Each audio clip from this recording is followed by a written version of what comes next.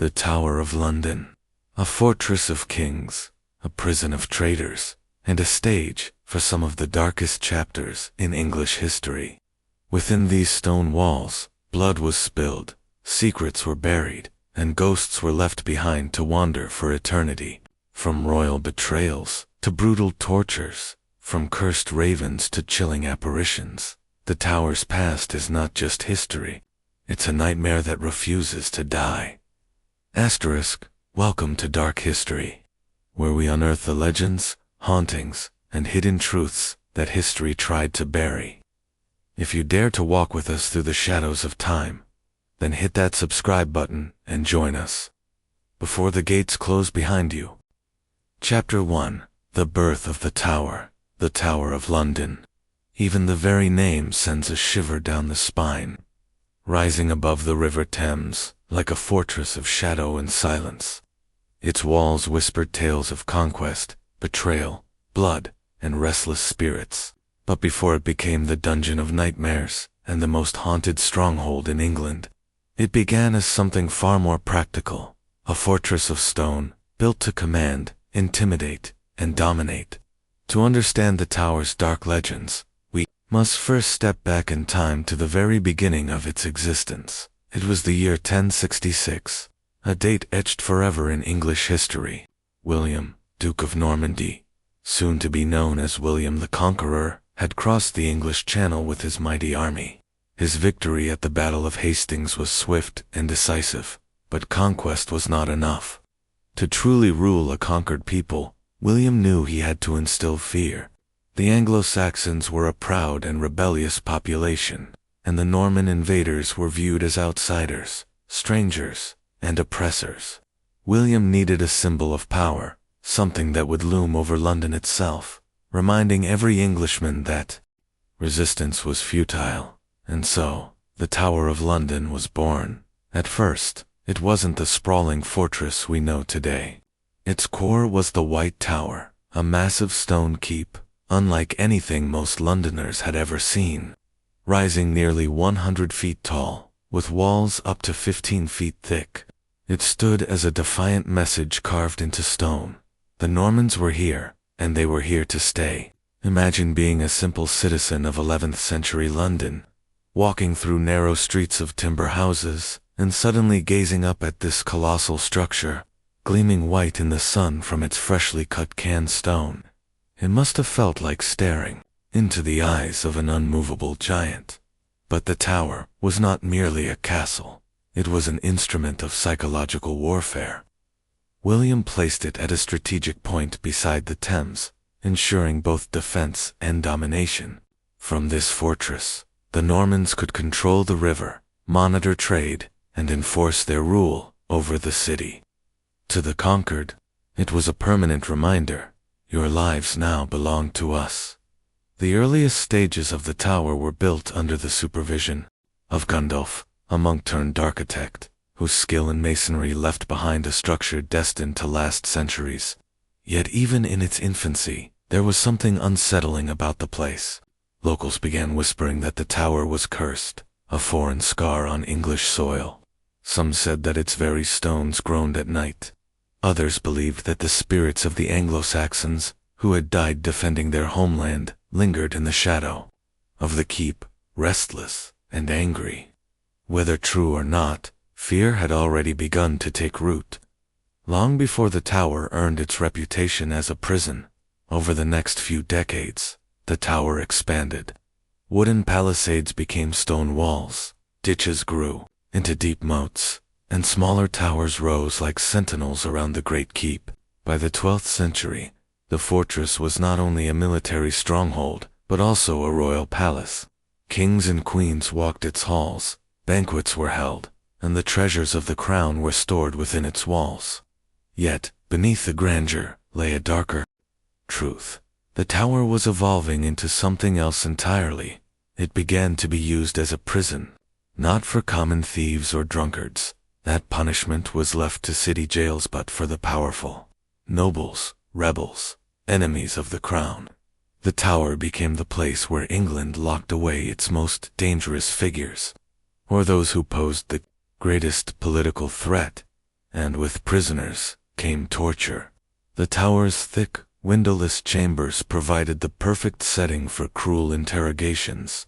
The rack, the scavenger's daughter, the manacles, devices of agony that stretched, crushed, and broke the human body, would soon become infamous.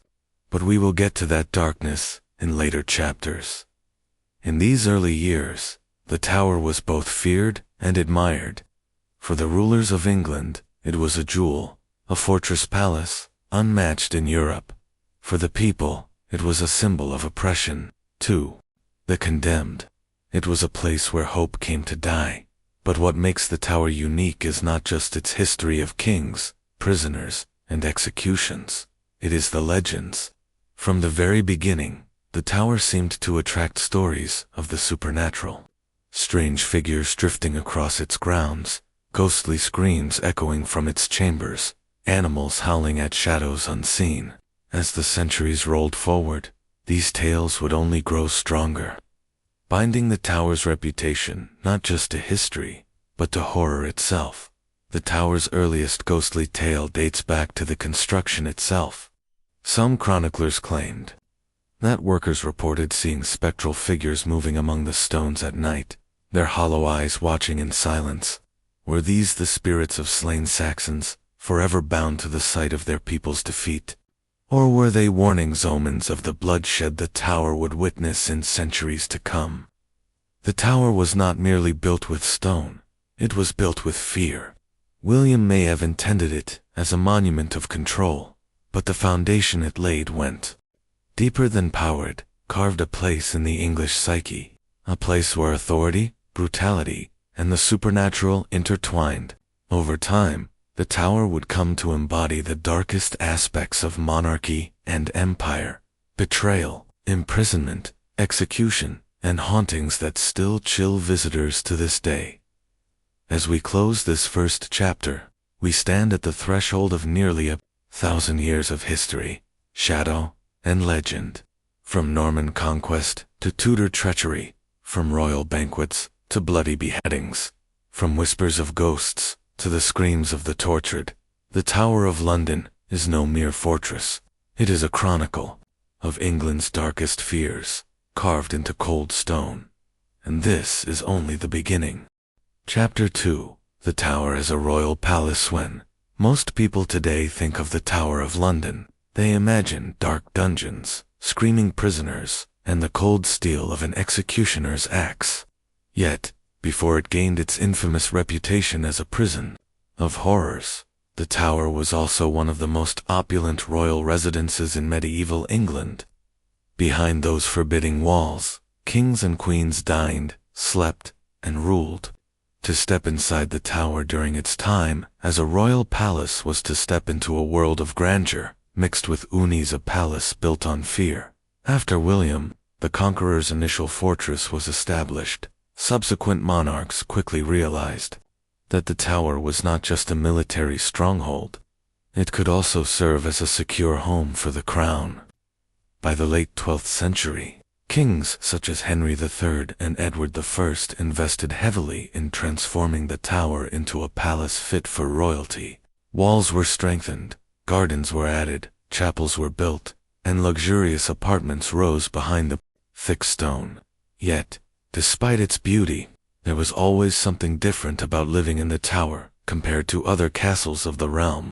Unlike Windsor or Westminster, the tower carried an aura of isolation, as though royalty who resided here were both honored and imprisoned by its own walls. Henry III in particular played a key role in shaping the tower's identity as both a fortress and a palace. Known for his love of decoration and symbolism, he ordered the interiors of the White Tower to be painted with intricate designs. The Chapel of St. John the Evangelist, still standing today in its original form, is perhaps the best surviving example of the tower's early beauty, with its thick Romanesque pillars, high vaulted ceiling, and serene stone arches. It was a place where kings could seek spiritual strength in the heart of their fortress. But Henry's most striking contribution was his fascination with animals. In the early 13th century, he created what became known as the Royal Menagerie, Lions, leopards, even a polar bear gifted by the King of Norway all were kept within the tower walls. Imagine, if you will, a chained bear being led to the River Thames to fish for its food, or lions pacing restlessly in their cages while visitors looked on in awe and fear. These exotic beasts were symbols of power, intended to remind foreign dignitaries that the English crown commanded both man and beast. Yet, to the common people, they added another layer of eeriness to the tower's reputation. The roars of lions echoing across the Thames must have seemed almost otherworldly in medieval London, reinforcing the tower's identity as a place unlike any other. But while the royal apartments sparkled with splendor, the tower remained, at its heart, a fortress. The kings and queens who stayed here were never free of suspicion. Unlike other palaces where royalty could enjoy a degree of peace, the tower always reminded its inhabitants of danger. The thick walls that protected them also cut them off from the world outside. To live in the tower was to live surrounded by soldiers, moats, and looming stone. Royal guests often described it as magnificent, but cold, and with magnificence came paranoia. Monarchs of the medieval period were rarely secure in their power. Rivals and rebellions lurked around every corner, and for kings, the tower became both sanctuary and trap. For example, when a new monarch took the throne, it was tradition for them to stay in the tower before their coronation. This was both symbolic, linking their reign to the fortress of conquest, and practicable, for the tower provided protection during the fragile early days of rule. Yet this tradition carried a dark undertone. Many who arrived at the tower in anticipation of a coronation would later find themselves imprisoned within those same walls when fortune turned against them. One of the most fascinating aspects of the tower during its days as a palace was the blending of beauty and brutality. Lavish banquets took place in the same fortress that held political prisoners. Noble families celebrated marriages and feasts even as rebels and traitors languished in chambers below. In the great hall, tapestries, jewels, and golden goblets dazzled the eye, while in the dungeons, chains clinked and rats scurried through the darkness. The tower embodied the dual nature of monarchy's splendor on the surface, fear at its core. It is also in this period that ghostly tales began to multiply. Visitors spoke of hearing footsteps in empty corridors, or voices echoing across chambers where no one stood. Some claimed the exotic animals in the menagerie would react violently to unseen presences, gnarling, clawing, or cowering from invisible figures. Lions growling at midnight, as if sensing spirits the human eye could not see, must have left a lasting impression on all who heard it. Perhaps the most chilling ghost story from the tower's palace years is that of the White Lady of the Tower. She is said to appear in the White Tower itself, her presence often marked by the overwhelming scent of cheap perfume. Many accounts describe her as a mysterious figure dressed in old-fashioned garments, drifting silently through the corridors. Guards who encountered her sometimes reported sudden, unexplainable feelings of choking, as if invisible hands gripped their throats. Could she be a restless soul of some forgotten noblewoman who once lived within the tower's royal chambers?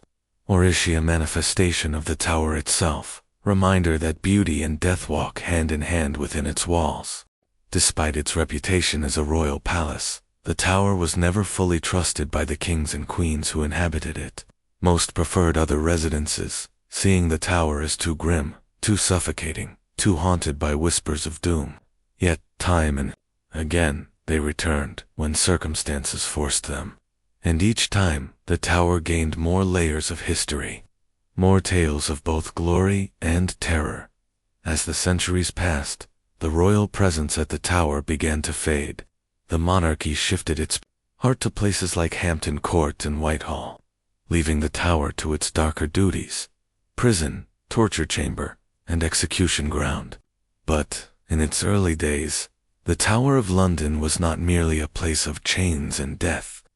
It was a palace of kings and queens, a jewel of Norman ambition, and a fortress of both magnificence and dread. And as we turn to the next chapter, the tower will show us another face, not just a palace or fortress, but a prison whose walls would hear the cries of the doomed, the betrayed, and the broken. Chapter 3. The Tower as a prison of power. If the stones of the Tower of London could speak, they would not recount tales of laughter or joy, but the anguished cries of those imprisoned within its walls. From the 12th century onward, the Tower slowly shifted from being a royal residence into what it is most remembered as today, a place of imprisonment, political power, and betrayal.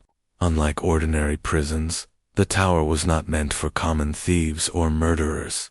It was reserved for the most dangerous of enemies, rival kings, rebellious nobles, traitorous officials, and, at times, even members of the royal family itself.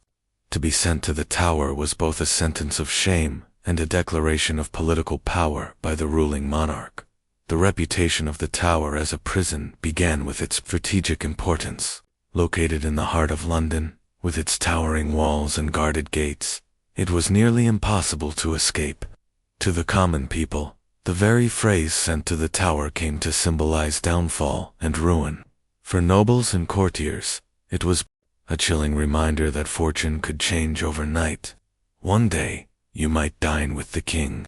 The next, you could be thrown into a cold cell, just a few steps away from the royal apartments. One of the earliest high-profile prisoners was Ranulph Flambard, Bishop of Durham, who was accused of corruption in 1100.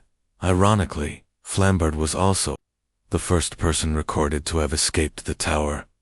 According to legend, he tricked his captors by hosting a lavish feast, with wine flowing freely. Once his guards were sufficiently drunk, he used a rope hidden in a wine cask to climb down the Tower walls to freedom. His daring escape was unusual, however. For most prisoners, the Tower was a place of no return. Through the centuries, the Tower held some of the most famous figures of English history. Perhaps the most notorious were the princes in the Tower, the young sons of Edward IV, after their father's death. The boys were lodged in the Tower by their uncle, Richard, Duke of Gloucester, who soon declared himself Richard III. The princes mysteriously disappeared, never to be seen again. Their fate remains one of history's greatest mysteries. But whispers of their restless spirits wandering the Tower persist to this day. Some guards claim to have seen two ghostly figures of children, dressed in nightshirts, clutching each other in fear as they fade into the stone walls. The Tower also served as a prison for monarchs themselves. Kings and queens who once reigned supreme could find themselves dethroned and imprisoned within the very fortress that once protected them. King John II of France, captured during the 100 Years' War, was confined here, as was the legendary Scottish freedom fighter William Wallace before his execution in 1305. Even queens were not spared in Boleyn. Henry VIII's second wife awaited her execution here, walking the same corridors she had once strolled as a crowned queen. What made the Tower's prison unique was its duality. On one hand, noble prisoners were sometimes treated with surprising respect. High-ranking captives might have private rooms, servants, and even the privilege of hosting visitors. On the other hand, those who truly fell out of favor could be subjected to harsh torture and brutal punishment. The Tower was not merely a prison of walls. It was a psychological weapon. To send a rival here was to strip them of honor, dignity, and power. Ghost stories from this prison era are some of the most chilling. Many claim that the spirits of the condemned still linger in the Tower, unwilling or unable to leave the place of their suffering. The most famous is, of course, Anne Boleyn. Her ghost has been reported countless times, sometimes seen walking headless through the Tower Green, clutching her severed head, or drifting through the chapel of St. Peter ad Vincula, where she is buried. Guards have sworn to hearing her soft footsteps echoing in the night, a sorrowful queen forever replaying her final days. Another haunting tale is that of Lady Jane Grey, the tragic 9 Days Queen, proclaimed queen against her will, and Executed in 1554, she is said to appear on the anniversary of her death, a pale figure, clothed in white, her expression filled with sorrow. Witnesses describe her as standing silently on the battlements, gazing toward the horizon as if searching for the crown that slipped from her. Grasped out, the tower's reputation as a prison was not only about physical captivity, was about political theater. Public executions on Tower Hill were spectacles meant to strike fear into the hearts of the people. The sight of a nobleman or queen being led from the tower to their death was a reminder of the monarch's ultimate power. For the condemned, the tower was both the waiting room for death and the stage for their final performance. By the 16th century, the phrase "sent to the tower" had become synonymous with doom. To walk through its gates was to face an uncertain fate, whether it be a pardon, an execution, or a life spent in chains. The tower's identity as a palace of kings faded, and its reputation as a fortress of fear solidified. And yet, through all the tears, betrayals, and deaths, the tower absorbed every cry, every secret, every drop of blood into its stone. No wonder, then, that it remains one of the most haunted sites in the world. For centuries, it was not just a prison of stone, but a prison of souls. As we step into the next chapter, the tower reveals its darkest chambers, places of unimaginable torment, the dungeons and torture devices that turned the tower into the very embodiment of fear. Chapter 4. Torture in the Tower. Instruments of pain. If the Tower of London was feared as a prison, it was dreaded even more as a chamber of torment. Behind its stone walls, in dark chambers where sunlight rarely crept, the screams of the tortured echoed through history. The tower was not a place of mass torture for petty criminals, it was a theater of controlled cruelty, reserved for extracting confessions, breaking wills, and instilling terror in those who dared oppose the crown.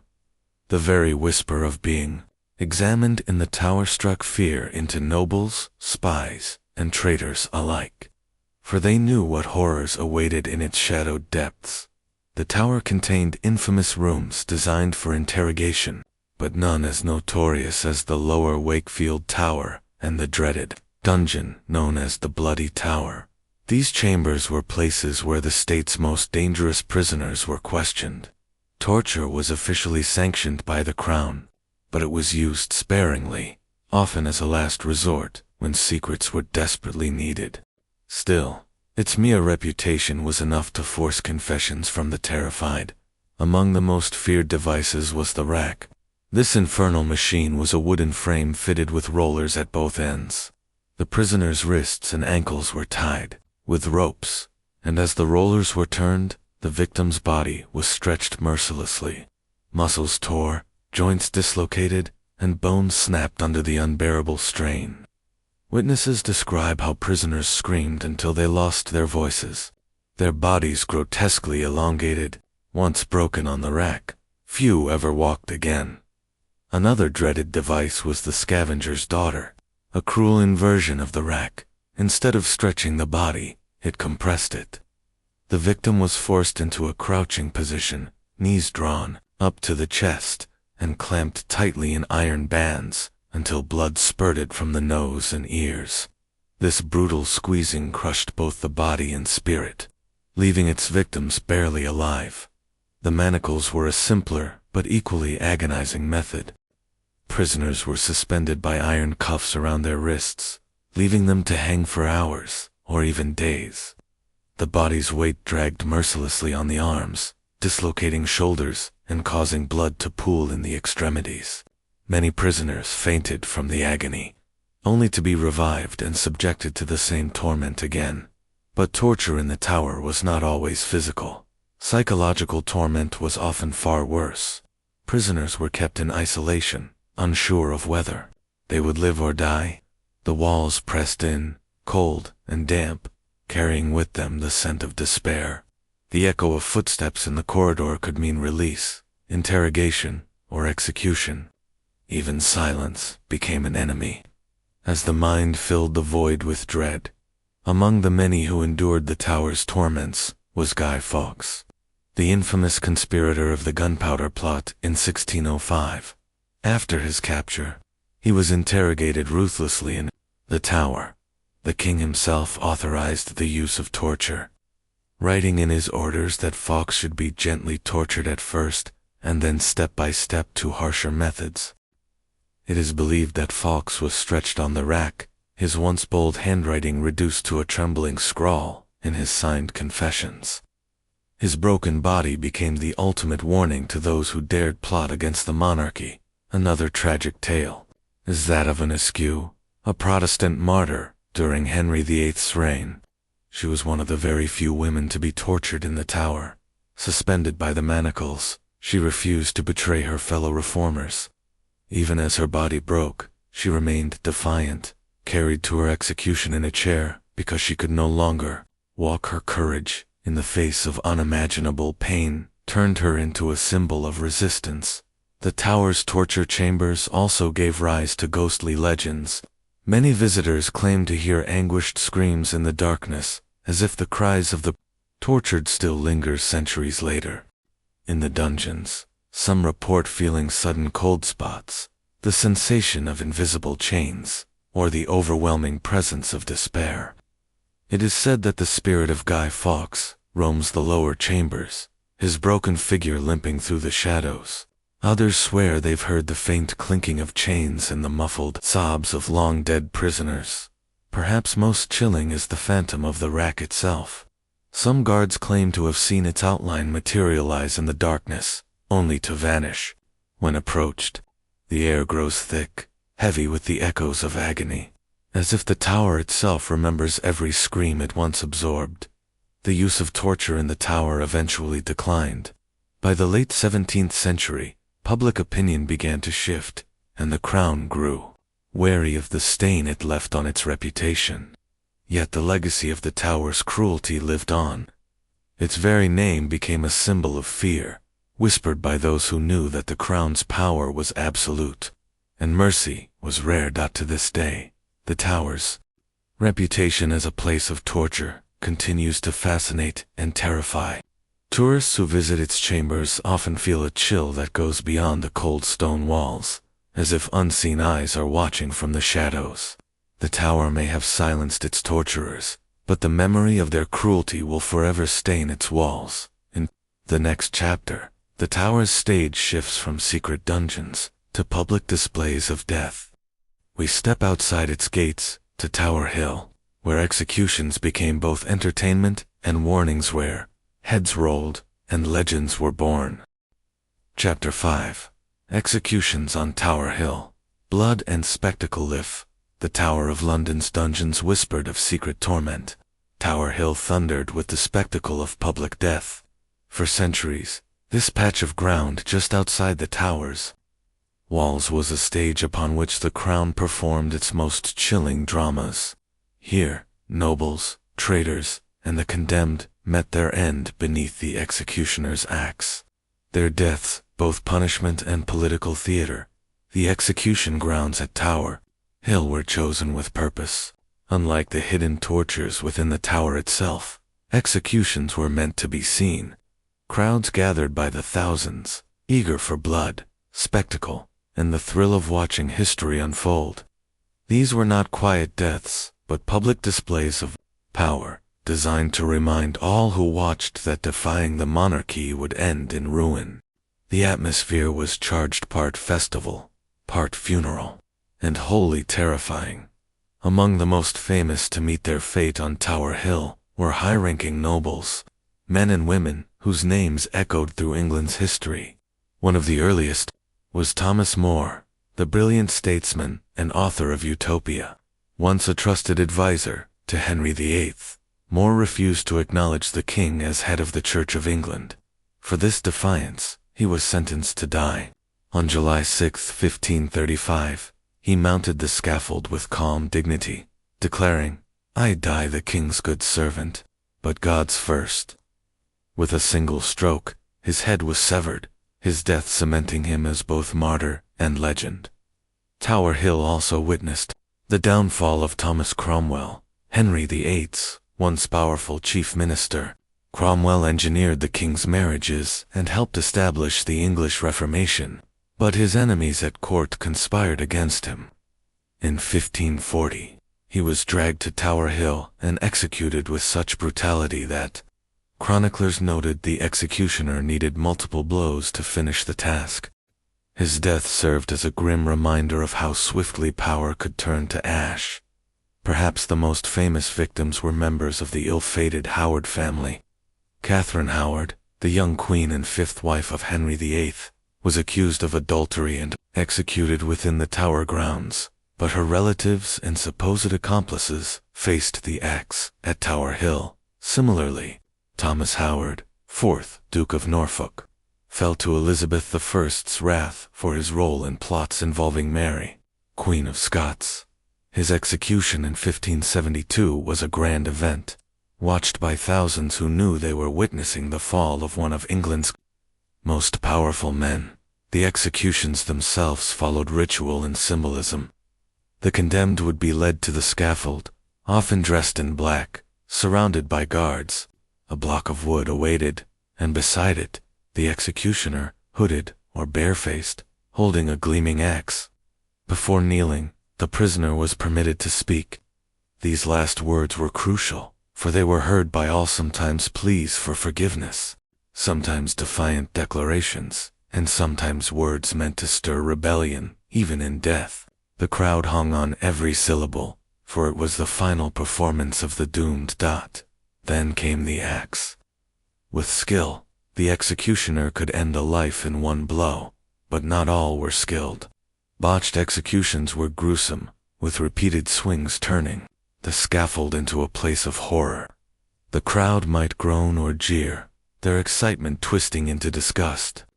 Heads were often displayed on pikes along London Bridge, grisly warnings to all who entered the city. The Tower's executions were not just punishment, they were theater, propaganda, and terror rolled into one. Yet even amidst the blood, legends, gruesome say, the spirits of Tower Hill's victims still wander the grounds. Eyewitnesses claim to have seen spectral figures kneeling before an invisible block, only to vanish into thin air. Others report hearing the thud of an axe and the roar of an unseen crowd echoing in the night. The ghost of Thomas More is said to walk with quiet dignity, while Cromwell's restless spirit lingers in torment, reliving his brutal end. Not all deaths at Tower Hill were met with solemnity. Some crowds treated executions as entertainment, bringing food and drink as though it were a fair. Children laughed, merchants hawked goods, and the condemned's suffering became part of the day's spectacle. But for others, the sight of noble blood spilling onto the scaffold was deeply sobering. It was a reminder that even the highest in the land were not safe from the axe. Tower Hill's role as an execution ground continued into the 18th century. But by then, public appetite for such gruesome spectacles waned. The last recorded execution there took place in 1747, when Lord Lovat, a Jacobite rebel, was beheaded before a massive crowd. According to legend, a viewing stand collapsed during the execution, killing dozens of spectators. A final grim irony for the site. Today, Tower Hill is marked by a simple plaque commemorating the many who died there. Tourists walk the cobblestones, often unaware of the rivers of blood that once flowed beneath their feet. Yet those who pause, who listen carefully, sometimes claim they can hear faint whispers carried on the wind, prayers, curses, and cries that refuse to be silenced by time. Tower Hill was more than a place of death. It was a stage for the monarchy's darkest performances, where power, fear, and mortality collided. In the shadow of the tower, it remains a ground heavy with history, haunted by both memory and myth. In the next chapter, we step away from the axe and into the tower's role as a royal prison where kings, queens, and traitors languished in despair, and where their carved graffiti still whispers their stories from the cold stone walls.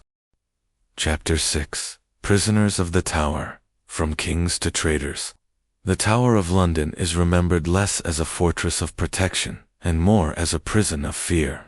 For centuries, its thick stone walls confined not just common criminals, but the most powerful figures in England: kings, queens, bishops, generals, and nobles. To be sent to the tower was not only a loss of freedom, but also a powerful symbol. It meant the crown had declared you an enemy, and death often lurked just beyond the bars. Unlike ordinary prisons, the tower was a place of political imprisonment. Its captives were rarely thieves or murderers, but rather individuals whose existence threatened the throne. These were men and women caught in webs of treason, rebellion, and dynastic struggle. The tower was, in truth, less about holding criminals and more about controlling power. One of the earliest and most tragic royal prisoners was Edward V, a boy of only 12. After the death of his father, Edward IV, the young king, and his brother, Richard of Shrewsbury, were brought to the tower under the protection of their uncle, Richard, Duke of Gloucester. But soon the boys vanished, never to be seen again. Theories abound. Were they murdered by Richard to secure his crown as Richard III? Or perhaps by agents of Henry Tudor, who later seized the throne? The mystery of the princes in the tower remains one of the most enduring unsolved crimes in English history, casting the fortress as a place where innocence was extinguished by ambition. Another of the tower's most famous residents was Lady Jane Grey, remembered as the 9 Days Queen, thrust unwillingly onto the throne after Edward VI's death. Jane was but a pawn in the ruthless game of Tudor succession. When Mary I claimed her rightful place, Jane was imprisoned in the tower, confined within its cold walls, while the nation's politics sealed her fate. Her youth and innocence made her plight all the more tragic. In February 1554, she was executed within the tower grounds, her body falling lifeless onto the straw, her head soon separated from her shoulders. Visitors today still speak of her ghost, a pale figure wandering the battlements, lost in sorrow. The tower also confined Anne Boleyn, Henry VIII's ill-fated second wife. Once the dazzling queen who captivated the king, Anne fell from grace after failing to produce a male heir, accused of adultery, incest, and treason, charges many believe were fabricated. She was brought to the tower to await judgment. Her final days were spent in the queen's house, staring out at the execution site, where she knew she would soon die. On May 19, 1536, she was beheaded by a French swordsman in a single swift stroke. Her restless ghost is said to haunt the chapel of St. Peter ad Vincula, sometimes headless, a chilling reminder of her brutal end. But queens and princes were not the only ones imprisoned here. Guy Fawkes, infamous for the gunpowder plot of 1605, was dragged to the tower after being caught in the cellars of Parliament with barrels of gunpowder. Here he was tortured, his body broken on the rack, until he confessed. His scrawled, trembling signature on his confession still survives as evidence of his torment. The tower was not merely a prison, it was a place where minds and bodies were crushed into submission. Some prisoners endured long years of confinement.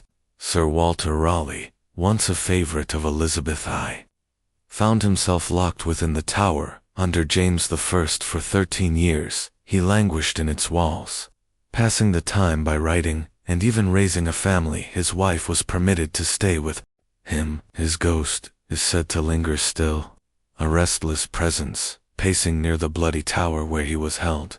Not all prisoners were executed. Some were released after years of imprisonment, often broken men stripped of influence.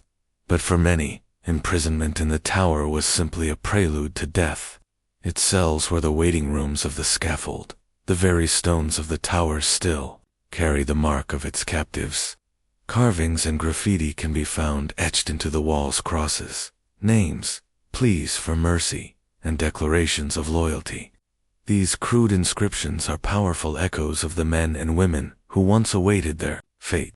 They transform the tower from a mere fortress into a silent archive of human suffering. For ordinary Londoners, seeing nobles and monarchs imprisoned here was a spectacle of its own. to walk past the tower and know that a queen or king languished. Inside was a reminder of the fragility of power. One day, a royal figure could sit on the throne. The next, they could sit in a cold cell, awaiting execution. The tower embodied the message that no one was beyond the crown's reach. Yet the tower was not entirely hell. Some prisoners were treated according to their status. Nobles might be allowed servants, books, and relative comfort, though never freedom. Others, like common traders, were thrown into dank, miserable cells. The dual nature of the tower, luxury for some, torment for others, only adds to its haunting legacy. Today, the tower stands not as a prison but as a monument. Tourists peer into cells once occupied by kings and rebels, their imaginations filling with the weight of centuries of fear. Guides recount tales of desperate prisoners and lingering spirits, and some visitors claim to feel sudden chills or hear faint whispers in the shadows. The tower's role as a prison ended long ago, but its legacy as the crown's most dreaded jailhouse remains unshaken. It was a place where dynasties unraveled, where hope was extinguished, and where ghosts were born in both flesh and legend. In the next chapter, we move deeper into the tower's most feared chamber, the torture rooms, where the rack, the scavenger's daughter, and other brutal devices transformed human screams into instruments of power. Chapter 7. Torture in the Tower, the Rack, and Other Devices. If the Tower of London was a stage for imprisonment and execution, then its hidden chambers were theaters of pain and terror. While the tower was not used as a routine torture house, when matters of treason, rebellion, or state secrets were involved, it became a laboratory of suffering within its walls. Prisoners were not just confined, they were broken. The most infamous of all instruments was the rack, known simply as the Duke of Exeter's daughter, named after the constable of the tower who introduced it. This wooden frame, set with rollers at either end, was designed for one purpose: to stretch the human body beyond endurance. The victim would be tied hand and foot, and as the rollers were turned, joints tore, ligaments ripped, and bones dislocated, with sickening cracks. Muscles split, tendons snapped, and screams echoed off the cold stone walls. Few survived the rack unscarred. Some were permanently crippled, unable to walk or lift their arms again. Others died outright, their bodies torn apart in the process. But survival was not always the goal. Confession was. A prisoner who resisted could be returned to the device again and again until their resolve shattered. One of the most famous victims of the rack was Guy Fawkes. After the failed gunpowder plot, Fawkes endured unspeakable agony until he gave up the names of his fellow conspirators. The evidence of his torment remains in history, his once bold signature on his confession reduced to a barely legible scrawl, shaking and weak. It is perhaps the most haunting autograph in England's archives. Another instrument, more compact, but equally cruel, was the scavenger's daughter. Unlike the rack, which stretched the body, this device compressed it. Victims were forced into a crouching, contorted position, their knees driven into their chest, their body bent forward until blood poured from their nose and ears. It was agony turned inward, crushing breath and bone alike. The manacles were another favored tool. Prisoners were suspended by their wrists from the ceiling, their feet dangling just above the floor. Hours passed, then days. Blood circulation faltered, joints swelled, and muscles screamed with every breath. Records tell of prisoners fainting from the agony, only to be revived and hung again. Beyond the physical torture was psychological. Prisoners were often forced to watch others suffer, their own fates left uncertain. Darkness, isolation, and the constant sound of chains rattling in nearby cells created an atmosphere of despair. To be sent to the tower's torture chamber was to walk into a world where pain was power. One chilling figure presided over much of this cruelty: the lieutenant of the tower, It was his duty to oversee interrogations, and he answered directly to the monarch. Torture was not carried out without royal consent, making it both a weapon of justice and a tool of political control. To suffer on the rack or under the manacles was not just punishment, it was a declaration from the crown that you had opposed the throne itself. Yet torture was not common. It was reserved for high-profile cases of treason, conspiracy, or rebellion. Still, the stories of those few tortured within its walls have cast long shadows, embedding the tower's reputation as a place of torment. Some of those who endured never left the tower alive. Others lived but carried scars, both physical and mental, for the rest of their days. Their whispered accounts, passed to family, servants, or scribes, fed the tower's legend, turning rumor into myth. Visitors today often report feelings of unease near the bloody tower, where torture was said to have occurred. Some claim to hear the faint sound of stretching wood, or the groan of metal tightening. Others swear they hear screams long silent still, echoing from the stones. The tower's torture chambers remind us that fear was as much a weapon as swords or armies. To witness a noble stretched on the rack was to see rebellion itself broken. To hear the cries of a man suspended in chains was to feel the crown's absolute dominance. The tower was not merely a prison, it was a theater of fear and torture, its most powerful performance. But where torture sought to extract secrets, execution sought to silence them forever. In the next chapter, we turn to the grim spectacle of the tower's executions, the scaffolds, the axe, and the ghosts of those who lost their heads within its shadow. Chapter 8. Executions in the Tower. The axe and the scaffold of torture was meant to break the spirit. Then execution was meant to end the body and, often, to make an example of it. Within the walls of the Tower of London, and sometimes just beyond its gates, countless men and women met their deaths under the cold bite of the axe or the sword. To be executed at the Tower was not merely a punishment, it was a public performance of power. A grim reminder of the crown's supremacy. Contrary to popular belief, most executions did not take place inside the Tower itself.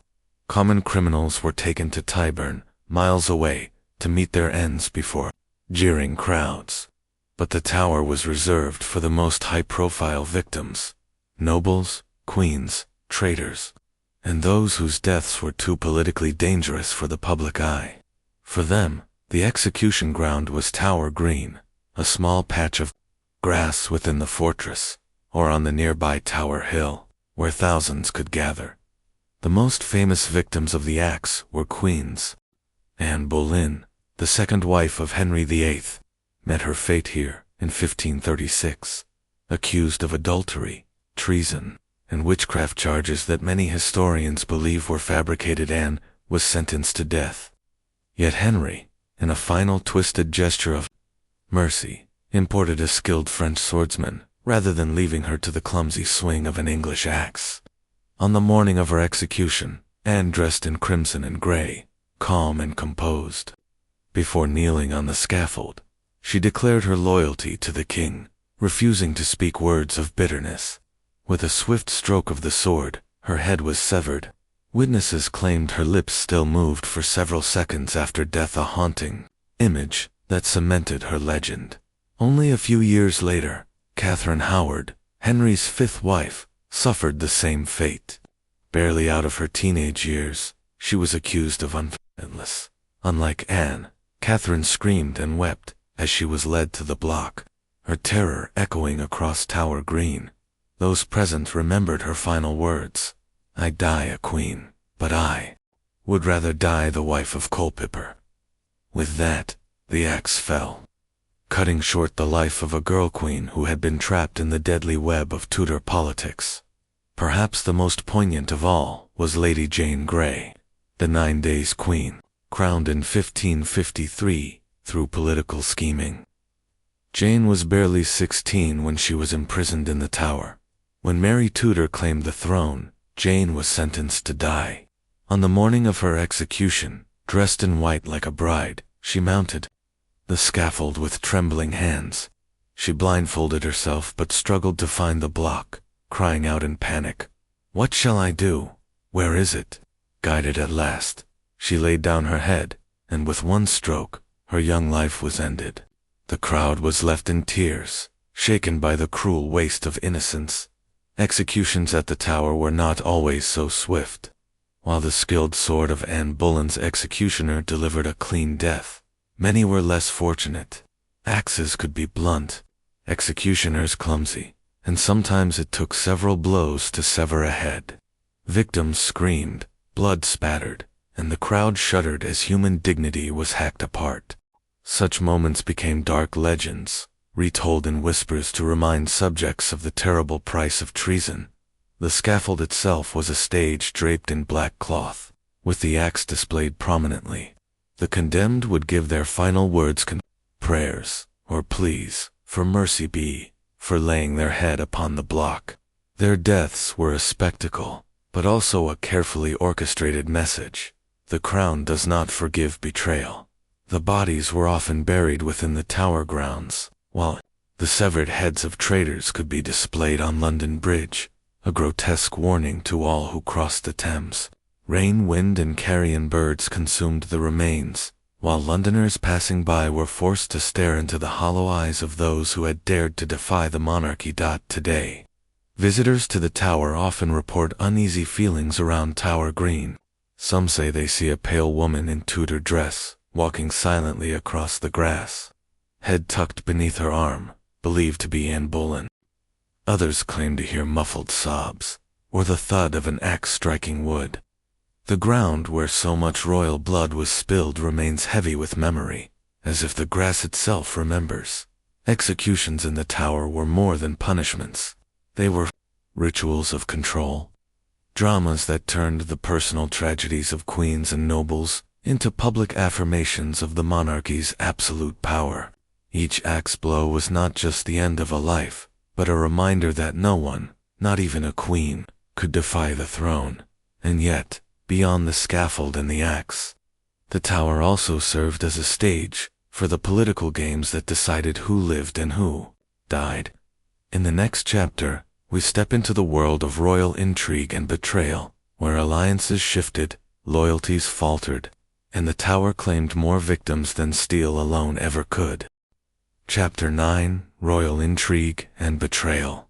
Power games within the Tower. The Tower of London has always been more than a prison, fortress, or execution ground. It was a theater of politics, a place where whispers could decide fates, where ambition clashed with loyalty, and where betrayal was often the currency of survival. Inside its walls, the most powerful figures in English history conspired, plotted, and sometimes perished when their games of power turned against them. From the moment William the Conqueror built the White Tower in the 11th century, the fortress became entwined with monarchy and statecraft. Whoever controlled the Tower held not only the city of London, but the symbolic heart of power. To imprison a noble or a rival within its walls was not just a punishment, it was a declaration that the crown had triumphed over them. One of the earliest examples of intrigue was the imprisonment of Ranulph Flambard, Bishop of Durham, in 1100. The Tower was meant to be impenetrable, yet Flambard managed to escape using a smuggled rope hidden in a wine cask. His flight embarrassed the monarchy, but it also revealed a truth. The Tower was not merely a prison, but a stage where power was tested, and sometimes fate could be cheated. Centuries later, during the turbulent Wars of the Roses, the Tower became a key pawn in the battle between the rival houses of Lancaster and York. After the Yorkist king Edward IV was deposed in 1470, he was briefly held in the Tower, only to regain his throne months later. But it was his sons, the infamous princes in the Tower, who became the most enduring mystery. Confined within the Tower by their uncle, Richard, Duke of Gloucester, the young Edward V and his brother Richard vanished without a trace, whether murdered by their uncle to secure his crown, or hidden away and silenced by others. Their disappearance cemented the tower's reputation as a place of betrayal and silent death. The Tudors, too, used the tower as a stage for political games. Under Henry VIII, the tower filled with nobles who once stood close to the king but fell from favor. Thomas More, once Henry's loyal chancellor, was imprisoned here for refusing to accept the king as head of the church. More's principled silence was treated as treason, and he was executed on Tower Hill. Anne Boleyn, once queen and beloved consort, found herself branded an adulteress and traitor, condemned within the very walls that had celebrated her coronation. Her fall was not only personal, it was a deadly reminder of how swiftly royal favor could turn into betrayal. The tower also witnessed the shifting tides of religion and power. Under Mary I, Protestants were imprisoned and executed, while under Elizabeth I, Catholic conspirators met the same fate. In both reigns, the tower served as a place where secrets were dragged out under interrogation, and betrayals were exposed in blood. Elizabeth herself had once been a prisoner within its walls, accused by her sister Mary of treason. She walked through Traitor's Gate fearing execution, but political winds saved her. That narrow escape became one of the defining moments of her rise, proof that even within the tower's grip, fate could twist in unexpected ways. For nobles and courtiers, imprisonment in the tower was as much about politics as crime. To be sent there meant you were dangerous, too important to be tried like a commoner. But it also meant you were surrounded by intrigue and spies, where even your fellow prisoners might betray you to save themselves. Guards carried rumors to the crown, confessions were forged, and whispers in the dark could become the evidence that sealed a person's fate. Some tried to play the game of intrigue to their advantage. The Duke of Norfolk, imprisoned for conspiring to marry Mary, Queen of Scots, plotted even from within his cell, sending coded messages in wine bottles and food baskets. His schemes were uncovered, and his execution followed, proving that in the tower, betrayal was always one step ahead of loyalty. These stories remind us that the Tower of London was never just about chains and stone walls. It was a crucible of power, where politics and paranoia collided, and where even the most trusted allies could become enemies overnight. In the tower, loyalty was fragile, and betrayal was often rewarded, at least for a time. Today, as visitors walk through the tower's ancient chambers, they can almost hear the murmurs of plots and betrayals. Some claim that cold drafts carry voices, as if the ghosts of conspirators still argue their cases. Others say the tower holds on to secrets never spoken aloud, the truth of murders and betrayals swallowed by the stones themselves. The Tower of London was not just the backdrop for executions, it was the engine of political survival, a place where the throne was secured not by crowns or scepters, but by cunning, betrayal, and blood.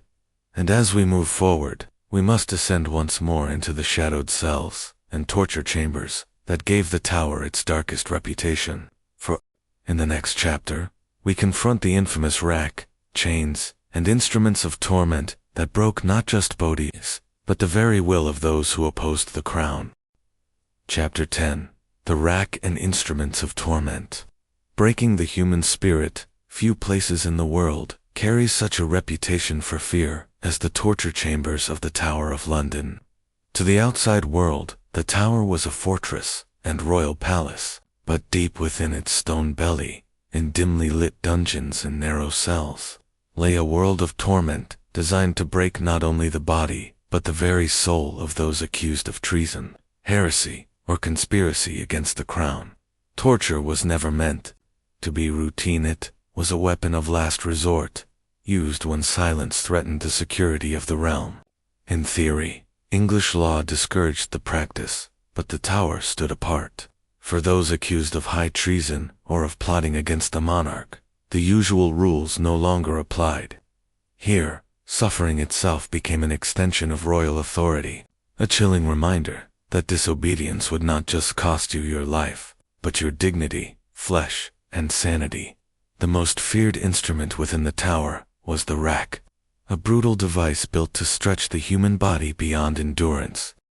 Prisoners were bound at wrists and ankles, their limbs attached to rollers turned by iron levers. As the handles were wound, joints strained, ligaments tore, and bones snapped with sickening cracks. The victims' screams echoed against the damp stone walls, often heard by guards in nearby chambers. The rack was not meant to kill at least not immediately. It was designed to leave survivors crippled, broken, and forever marked by their defiance. One of the most famous victims of the rack was Guy Fawkes, captured after the failed gunpowder plot of 1605. Determined to protect his fellow conspirators, Fawkes initially resisted interrogation, but once placed upon the rack, his strength collapsed. His signature on his confession, before and after torture, shows the transformation. Once bold and steady, it becomes a feeble, trembling scrawl, the handwriting of a man utterly destroyed. But the rack was not the only tool of torment. The tower housed other devices of equal cruelty. The scavenger's daughter, a lesser-known but equally horrifying invention, compressed the body into a painful crouch, forcing knees to chest and arms bound tight. Blood vessels burst, and victims sometimes bled from nose and ears under the crushing pressure. It was the mirror opposite of the rack, where one stretched the body, the other compressed it to its limits. Another notorious instrument was the manacles, simple iron shackles suspended from the dungeon ceilings. Prisoners were hung by their wrists for hours, sometimes days, until circulation failed and shoulders dislocated. Those subjected to the manacles often begged for death long before relief came. The tower also made use of psychological torture. Prisoners were held in pitch-black cells, where time and reality dissolved. Rats scurried across the floor, water dripped endlessly, and silence was broken only by distant moans of other captives. For many, the waiting was worse than the torture itself, the dread of knowing they could be summoned at any moment to face the rack or the scavenger's daughter. Some of the tower's darkest stories come from its use of torture against religious prisoners. During the reign of Queen Mary I, Protestants accused of heresy were subjected to torment before being burned at the stake. Under Elizabeth I, Catholic priests captured for conspiring with Rome were interrogated with equal brutality. For both queens, the tower's instruments of torment became weapons of faith, used to crush those who defied their rule in the name of God. The cruelty was not always successful. Some prisoners remained defiant, even under unimaginable pain. The Jesuit priest, Edmund Campion, racked multiple times during Elizabeth's reign, refused to betray his companions. Though crippled, he maintained his silence and went to his execution with unshaken resolve. Such resistance only deepened the tower's aura of fear-proof that even the worst torments could not bend the strongest wills. Yet, for most, the instruments of the tower succeeded in their grim purpose. Confessions wrung from broken bodies became the crown's proof of treason, no matter how dubious their truth. Once a prisoner entered the torture chamber, guilt was assumed, and innocence rarely survived. Today, the rack and other devices no longer remain within the tower, but their memory lingers. Visitors who descend into the lower chambers speak of an oppressive heaviness, as if the walls themselves remember the agony once inflicted within them. Some claim to hear faint groans or feel sudden chills when standing near the dungeons. Others report the phantom clank of chains in the silence, echoes of torment that history refuses to bury. The torture chambers of the tower remind us that cruelty was not a side effect of power. It was a deliberate weapon, a way to shatter enemies from the inside out. Every groan, every broken bone, was part of the crown's authority carved into flesh. But torture was only one layer of the tower's reputation for suffering. Beyond the instruments of pain, the tower became infamous as a place of death itself. For, in its courtyards and execution grounds, the lives of queens, nobles, and conspirators ended beneath the executioner's blade. Chapter 11. The Ghostly Princes in the Tower. the Tower of London, with its cold stone walls and echoing chambers, has long stood as a fortress, a palace, a prison, and a place of death. By the time we reach one of its darkest legends, the story of the two young princes who vanished within its walls, the tower had already earned a reputation steeped in fear. Yet this particular tale has transcended time, transforming into one of the most enduring mysteries in British history. It is a story of innocence lost, of political ambition clashing with blood ties, and of restless spirits said to wander the fortress, still weeping for justice that never came. For centuries, the legend of the princes in the tower has haunted historians and ghost hunters alike, and within these shadows, truth and myth have become inseparable. The year was 1483. England was still reeling from decades of conflict known as the Wars of the Roses, a brutal struggle between the rival houses of Lancaster and York for control of the crown. King Edward IV of the House of York had ruled England, bringing some semblance of stability after years of turmoil. But Edward's sudden death in April of 1483 threw the kingdom into chaos once again. His heir, Edward V, was only 12 years old, a boy too young to rule without guidance. Alongside him was his younger brother, Richard, Duke of York, just 9 years old. Both were adored by their mother, Elizabeth Woodville, and their many supporters who hoped for a smooth succession. But as history has shown time and again, when the throne of England was at stake, blood was rarely thicker than power. The young Edward was declared king upon his father's death, but the crown was not yet firmly on his head. A child monarch was vulnerable, and rival factions within court politics began to circle like wolves. At the center of this power struggle was Richard, Duke of Gloucester, the brother of the late Edward IV, and uncle to the boy king. Richard had been entrusted as Lord Protector of the realm, meant to safeguard Edward V until he came of age. At least, that was the official arrangement. In reality, suspicion brewed quickly. Many whispered that Richard harbored ambitions for the crown himself, that his loyalty was a mask concealing his hunger for power. Shortly after Edward V's proclamation, the young king and his brother were escorted to the Tower of London. At the time, the tower was not only a fortress and prison, but also the traditional residence for monarchs awaiting coronation. The boys' presence within its walls was not initially alarming. To the public eye, they were simply waiting for Edward's coronation, scheduled for the summer of 1483. Yet, behind the scenes, events began to twist. One by one, the loyal supporters of the princes were dismissed, imprisoned, or executed.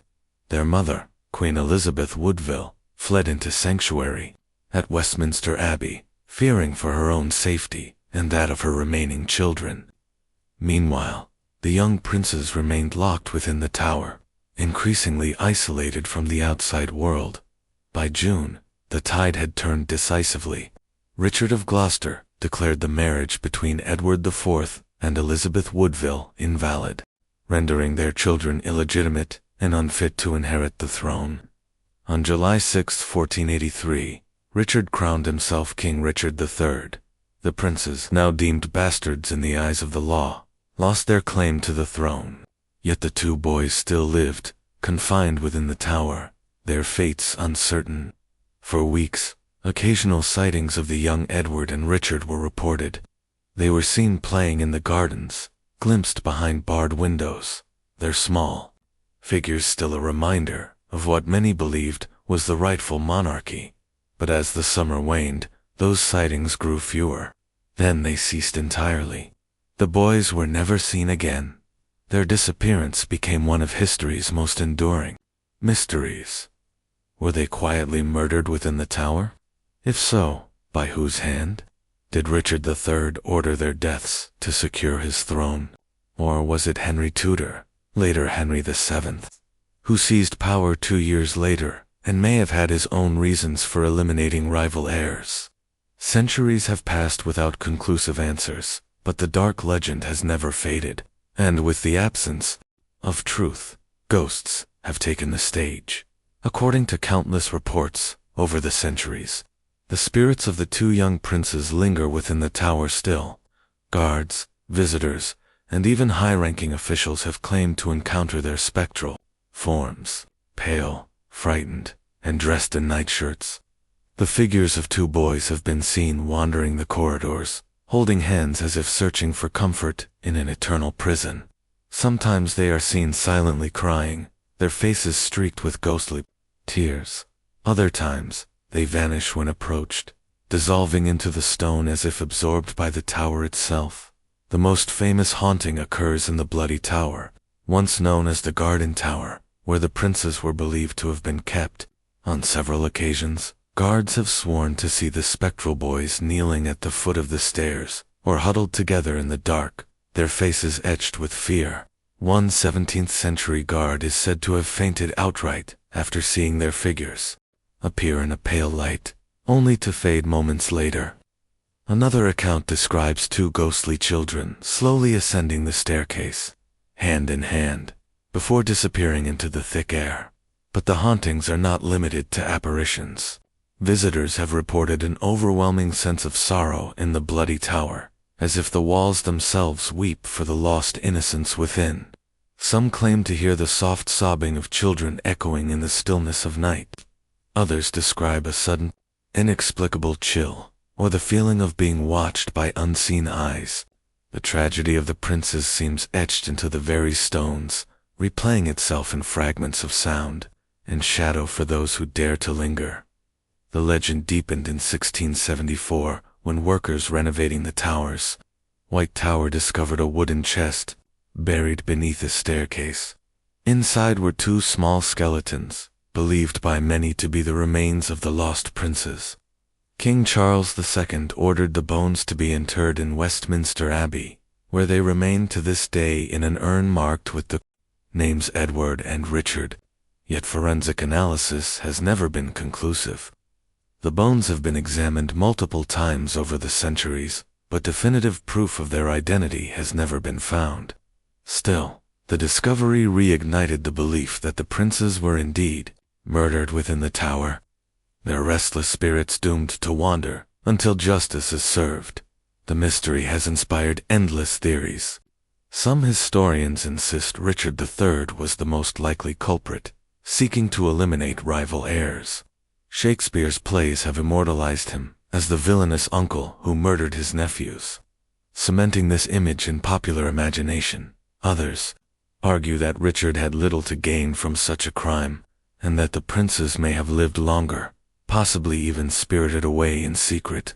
Henry VII, who defeated Richard at the Battle of Bosworth in 1485, had as much to gain by eliminating Yorkist heirs. Was it possible he orchestrated their deaths and allowed the legend to linger, tarnishing Richard's reputation forever? The truth remains buried with the bones. What cannot be denied, however, is the power of the haunting itself. The story of the princes in the tower continues to captivate because it blends historical tragedy with spectral lore. The image of two innocent children, imprisoned and silenced by ambition, resonates deeply. Their ghosts are not terrifying monsters, but symbols of sorrow, of wrongs that history cannot set right.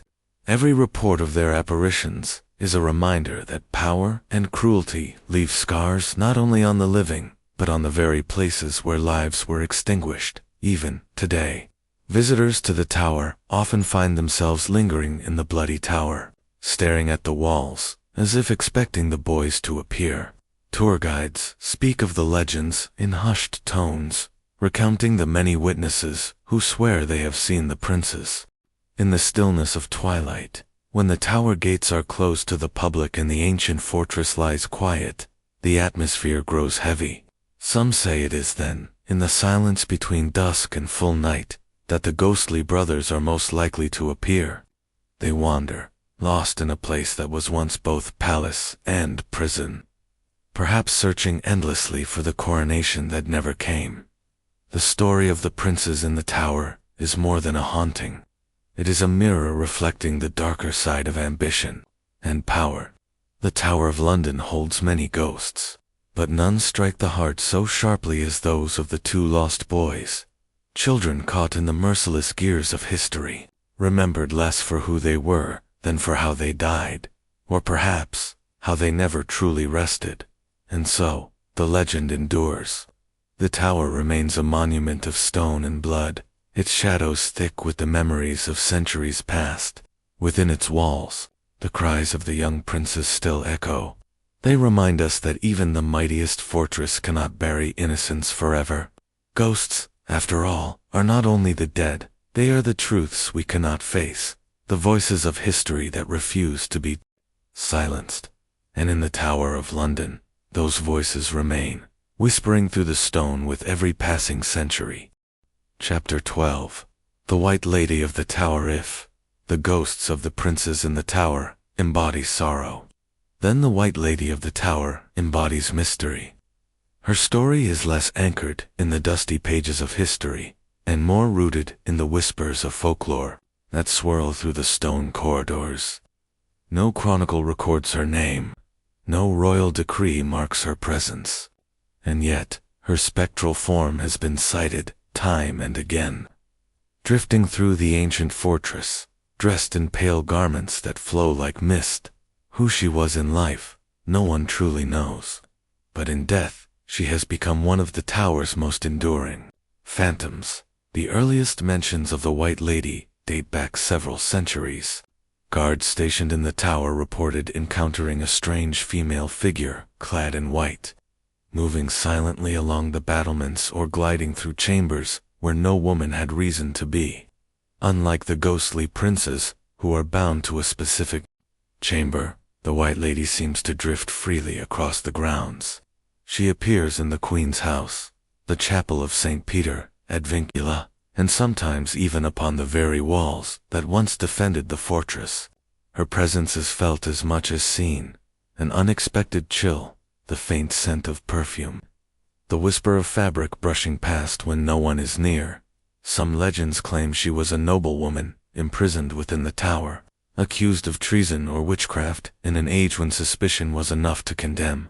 Perhaps she was separated from her lover, watching helplessly as he was executed on Tower Green, her grief tethering her spirit to the place of his death. Others suggest she might have been a queen or a lady-in-waiting, caught in the dangerous politics of the Tudor or Plantagenet courts. Her anonymity fuels the fascination, a ghost without a name, defined only by the sorrow that radiates from her presence. One of the most chilling stories surrounding the White Lady comes from the late 19th century. A yeoman warder, one of the beefeaters tasked with guarding the tower, reported an encounter unlike any other. He was standing near the Martin Tower when he suddenly felt a hand on his shoulder. Turning swiftly, he found no one there. But as he stood, bewildered, a pale woman in white appeared before him, her face obscured by a veil. She raised her arm, as though reaching for him, and in that moment, the guard felt an overwhelming sense of suffocation, as though invisible hands had gripped his throat. Struggling for breath, he stumbled backward, collapsing to the ground. By the time other guards rushed to his aid, the White Lady had vanished. But the story endured. A stark reminder that the tower's ghosts are not always passive echoes of the past. Some carry with them an unsettling force. Sightings of the White Lady have continued into modern times. Visitors touring the tower sometimes report glimpsing a pale figure out of the corner of their eye, only to find nothing when they turn. Photographs taken within the fortress occasionally capture unexplained shapes, faint, translucent forms that seem to resemble flowing gowns. One particularly famous incident involved a group of school children on a tour in the 20th century. Several of them claimed to see a woman in white standing on the battlements, silently watching.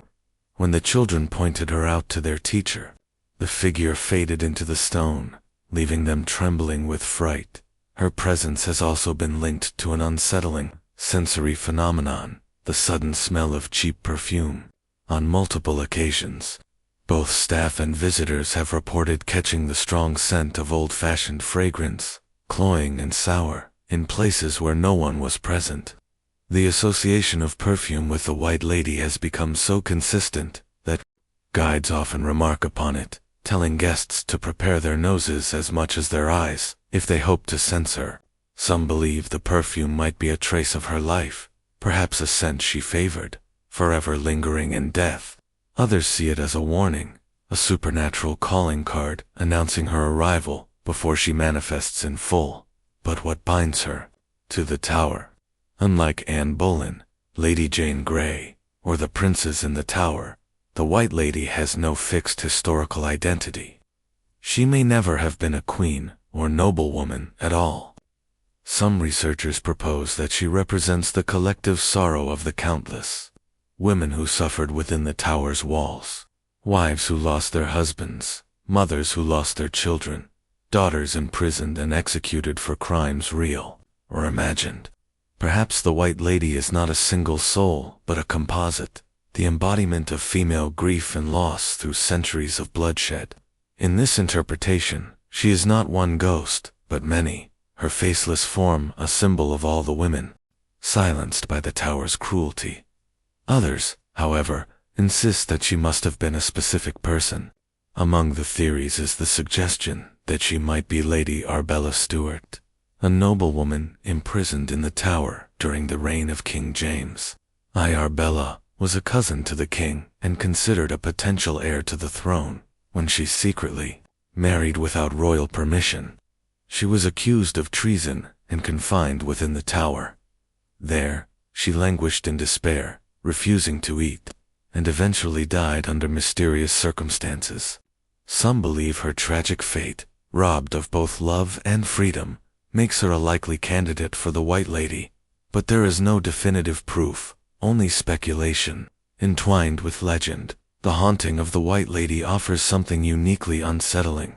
While the princes evoked pity, and Anne Boleyn's ghost embodies both tragedy and defiance. The White Lady's presence feels more elusive, more uncanny. She does not appear to demand justice or recognition, but instead lingers as a reminder of sorrow too vast to be pinned on one person. Those who encounter her often describe not fear, but melancholy, as though her sadness seeps into the very air, pressing down upon the living until they too feel the weight of centuries. Yet, there are moments when her haunting carries menace. Some accounts suggest that her presence is accompanied by physical sensations of constriction, nausea, or faintness. Perhaps this is the echo of her death, suffocation, poisoning, or strangulation. Or perhaps it is the tower itself, using her as a vessel to impress its own oppressive history on those who wander too close to its truth. Standing in the tower today, it is easy to see why such legends persist. The White Tower looms with an almost oppressive weight, its Norman stone, thick with memory. The narrow windows, the echoing chambers, the staircases worn by centuries of footsteps, all conspire to remind visitors of the countless souls who passed through, most unwillingly. To stand in such a place is to feel history press down on you, and when the lights dim, when the tourists leave, and when silence drapes the corridors, it is not difficult to imagine the White Lady gliding silently past, faceless and forlorn. The Tower of London is a fortress built for power, for defense, for control. But it is also a mausoleum, holding the grief of hundreds of years. The White Lady is its eternal mourner. She has no name because she belongs to all those who suffered here. She has no voice because her sorrow is too vast to be spoken, and yet she remains a spectral reminder that beneath the crown and the pageantry of history lie the forgotten tears of the powerless. Some ghosts terrify with their rage, others sadden with their tragedy, but the White Lady unnerves in a different way. Through her silence, her ambiguity, her refusal to fade, she is proof that the tower does not release its dead easily, and so, even now, she drifts through the fortress, across the battlements, through the chambers, over the stones slick with centuries of rain. A pale figure, nameless yet unforgettable. The White Lady of the Tower, the eternal mourner of England's darkest fortress. Chapter 13.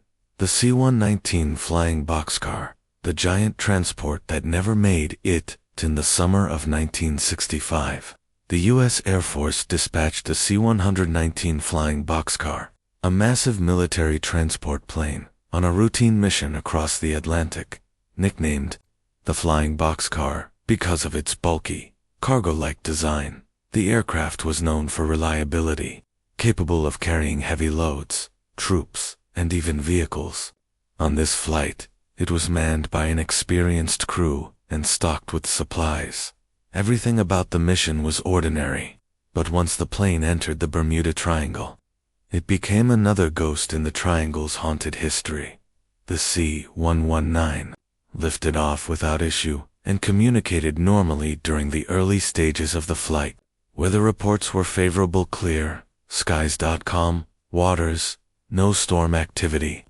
At approximately 8:30 p.m., the plane made its last radio call, confirming its position somewhere between the Florida Keys and the Bahamas. The pilot's voice was steady, no sign of panic, no mechanical complaints, and then silence. Hours later, when the plane failed to land at its designated base, search and rescue units scrambled to action. Given the size of the C-119, experts were certain they would find debris. A transport of that magnitude, if it had crashed, would have left wreckage scattered across the water. But as the hours stretched into days, the search produced nothing. No oil slick, no broken fuselage, no signs of life. The plane and its entire crew had simply disappeared. This disappearance is especially disturbing because of the aircraft's reputation. The C-119 was not a fragile civilian plane. It was a rugged military workhorse, designed to withstand combat conditions. For it to vanish in clear skies, without a trace, defied logic. The Air Force quietly filed the loss under unexplained. But internally, whispers of the Bermuda Triangle grew louder. Speculation swirled.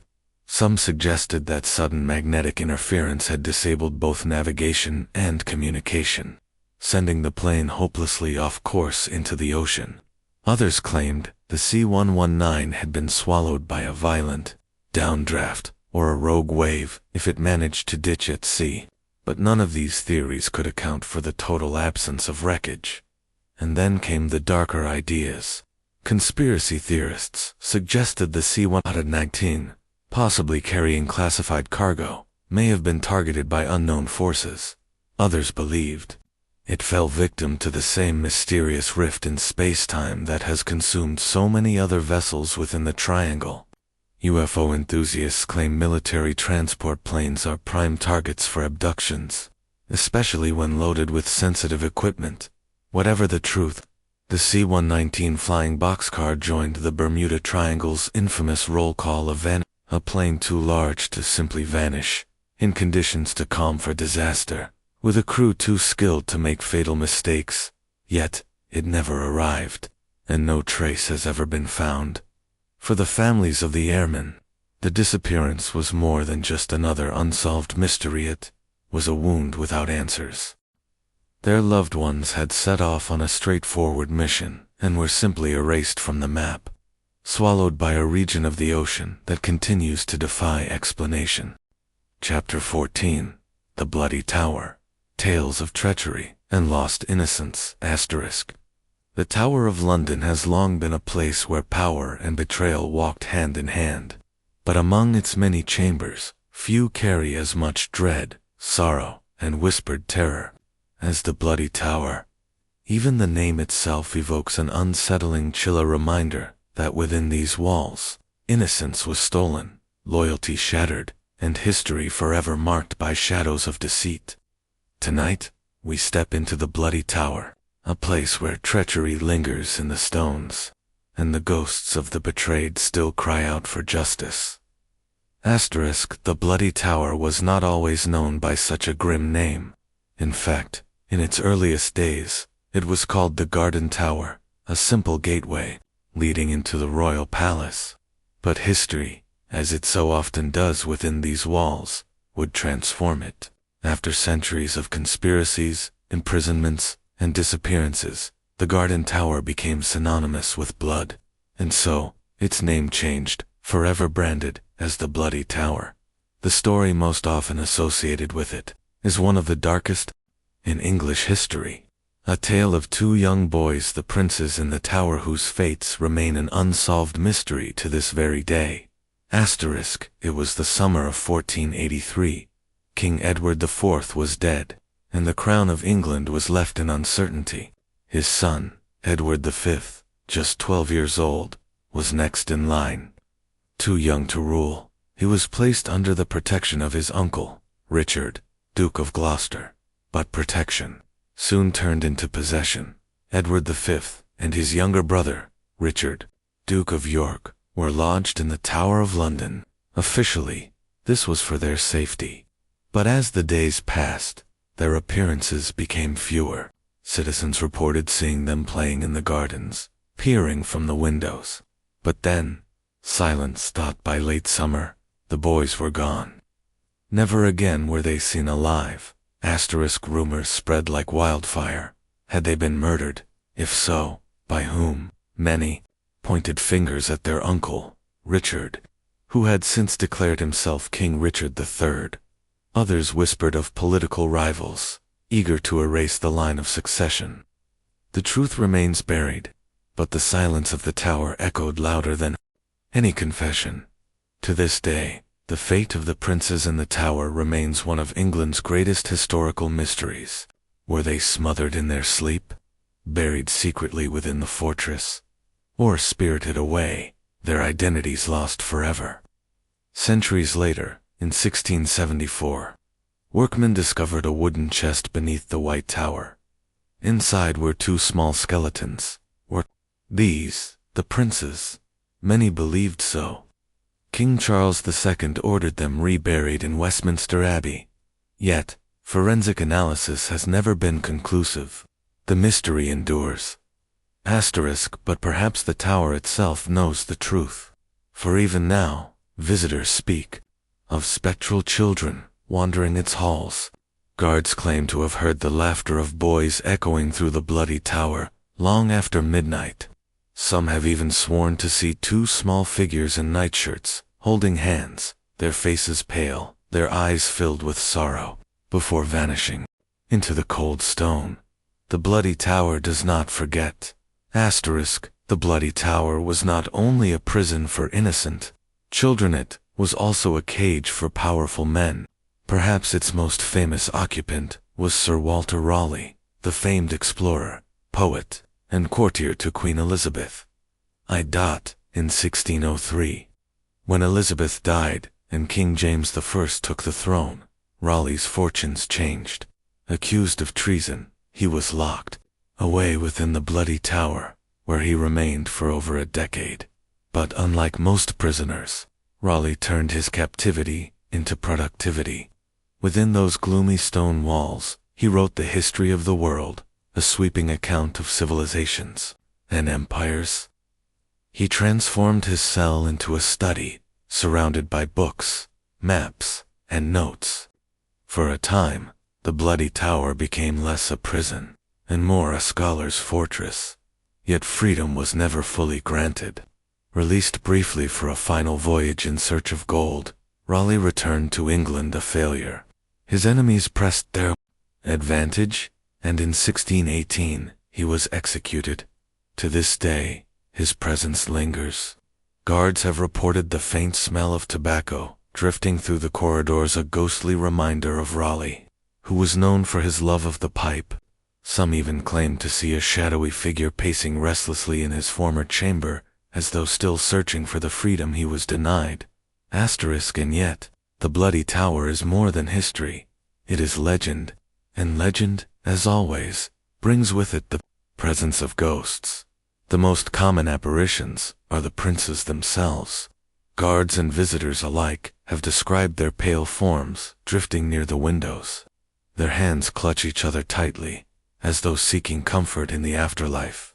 Some say they hear soft sobbing, carried on the wind from the tower's walls.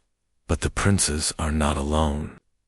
The restless soul of Sir Walter Raleigh is also said to roam. His figure, tall and imposing, has been spotted near the Bloody Tower staircases. Those who encounter him speak of a deep sense of melancholy, as though his ghost is forever weighed down by the betrayal of kings. Others tell of strange phenomena, doors creaking open on their own, sudden drops in temperature, footsteps pacing where no one walks. The Bloody Tower seems alive, an echo chamber of centuries-long suffering.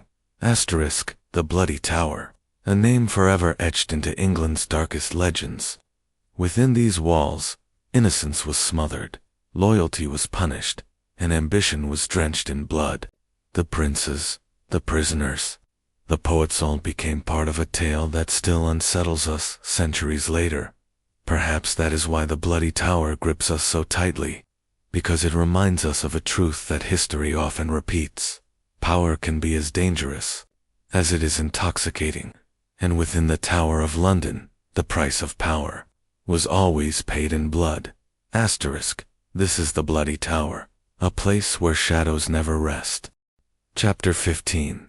Anne Boleyn, the queen who lost her head. Few figures in English history cast as long and haunting a shadow as Anne Boleyn. She was the woman for whom a king broke with Rome, reshaped a nation, and unleashed a religious revolution. She was crowned queen, adored, and hated in equal measure. Yet within 3 years, she would stand upon the scaffold within the Tower of London, condemned for treason, adultery, and witchcraft. Her execution shocked Europe, and her ghost has haunted the tower ever since, a restless spirit searching for justice. Her head forever severed from her body, her memory forever etched in the blood-stained stones of the Tower Green Dot. The rise of Anne Boleyn was not born to be queen. Born around 1501, she was the daughter of Sir Thomas Boleyn, a rising courtier, intelligent, witty, and strikingly charismatic. Anne was educated in the courts of the Netherlands and France, where she gained a sophistication rare for women of her time. When she returned to England, her charm quickly captivated Henry VIII. By then, Henry was already married to Catherine of Aragon, but Anne became more than just a passing fancy. She was ambitious, clever, and unwilling to be merely a mistress. Henry's obsession with her drove him to break from the Catholic Church, defying the Pope and reshaping the religious landscape of England. In 1533, Anne married Henry and was crowned queen. She promised him the male heir he so desperately craved, but when she bore him only a daughter, the future Elizabeth I, her power began to unravel. The fall of a queen by 1536. Anne's enemies at court, hungry for her downfall, conspired against her. Henry, whose affections had shifted to Jane Seymour, gave them his ear. Soon Anne was accused of adultery, incest, treason, and even witchcraft. The charges were fabricated, but in Tudor England, truth mattered little when power was at stake. Anne was arrested and imprisoned in the Tower of London, lodged in the very royal apartments she had once enjoyed as queen. For 17 days, she remained there, awaiting trial, her life hanging in the balance. She was condemned guilty, though the evidence against her was nothing but whispers and lies. On May 19, 1536, Anne was led to Tower Green to face execution. The execution of Anne Boleyn. The morning was clear, the sky pale blue. Anne walked with composure, her dark hair tucked beneath a simple headdress, her gown elegant, yet unadorned. Before the gathered crowd, she gave a final speech, forgiving her accusers, praying for the king, and declaring herself ready to meet her God. Unlike most executions at the Tower, Anne was granted a swift and merciful death by sword, rather than axe. The French executioner, known for his skill, struck once, and her head fell from her shoulders. Her body was hurriedly placed in an arrow chest and buried in the chapel of St. Peter ad Vincula. Anne Boleyn was just 35 years old.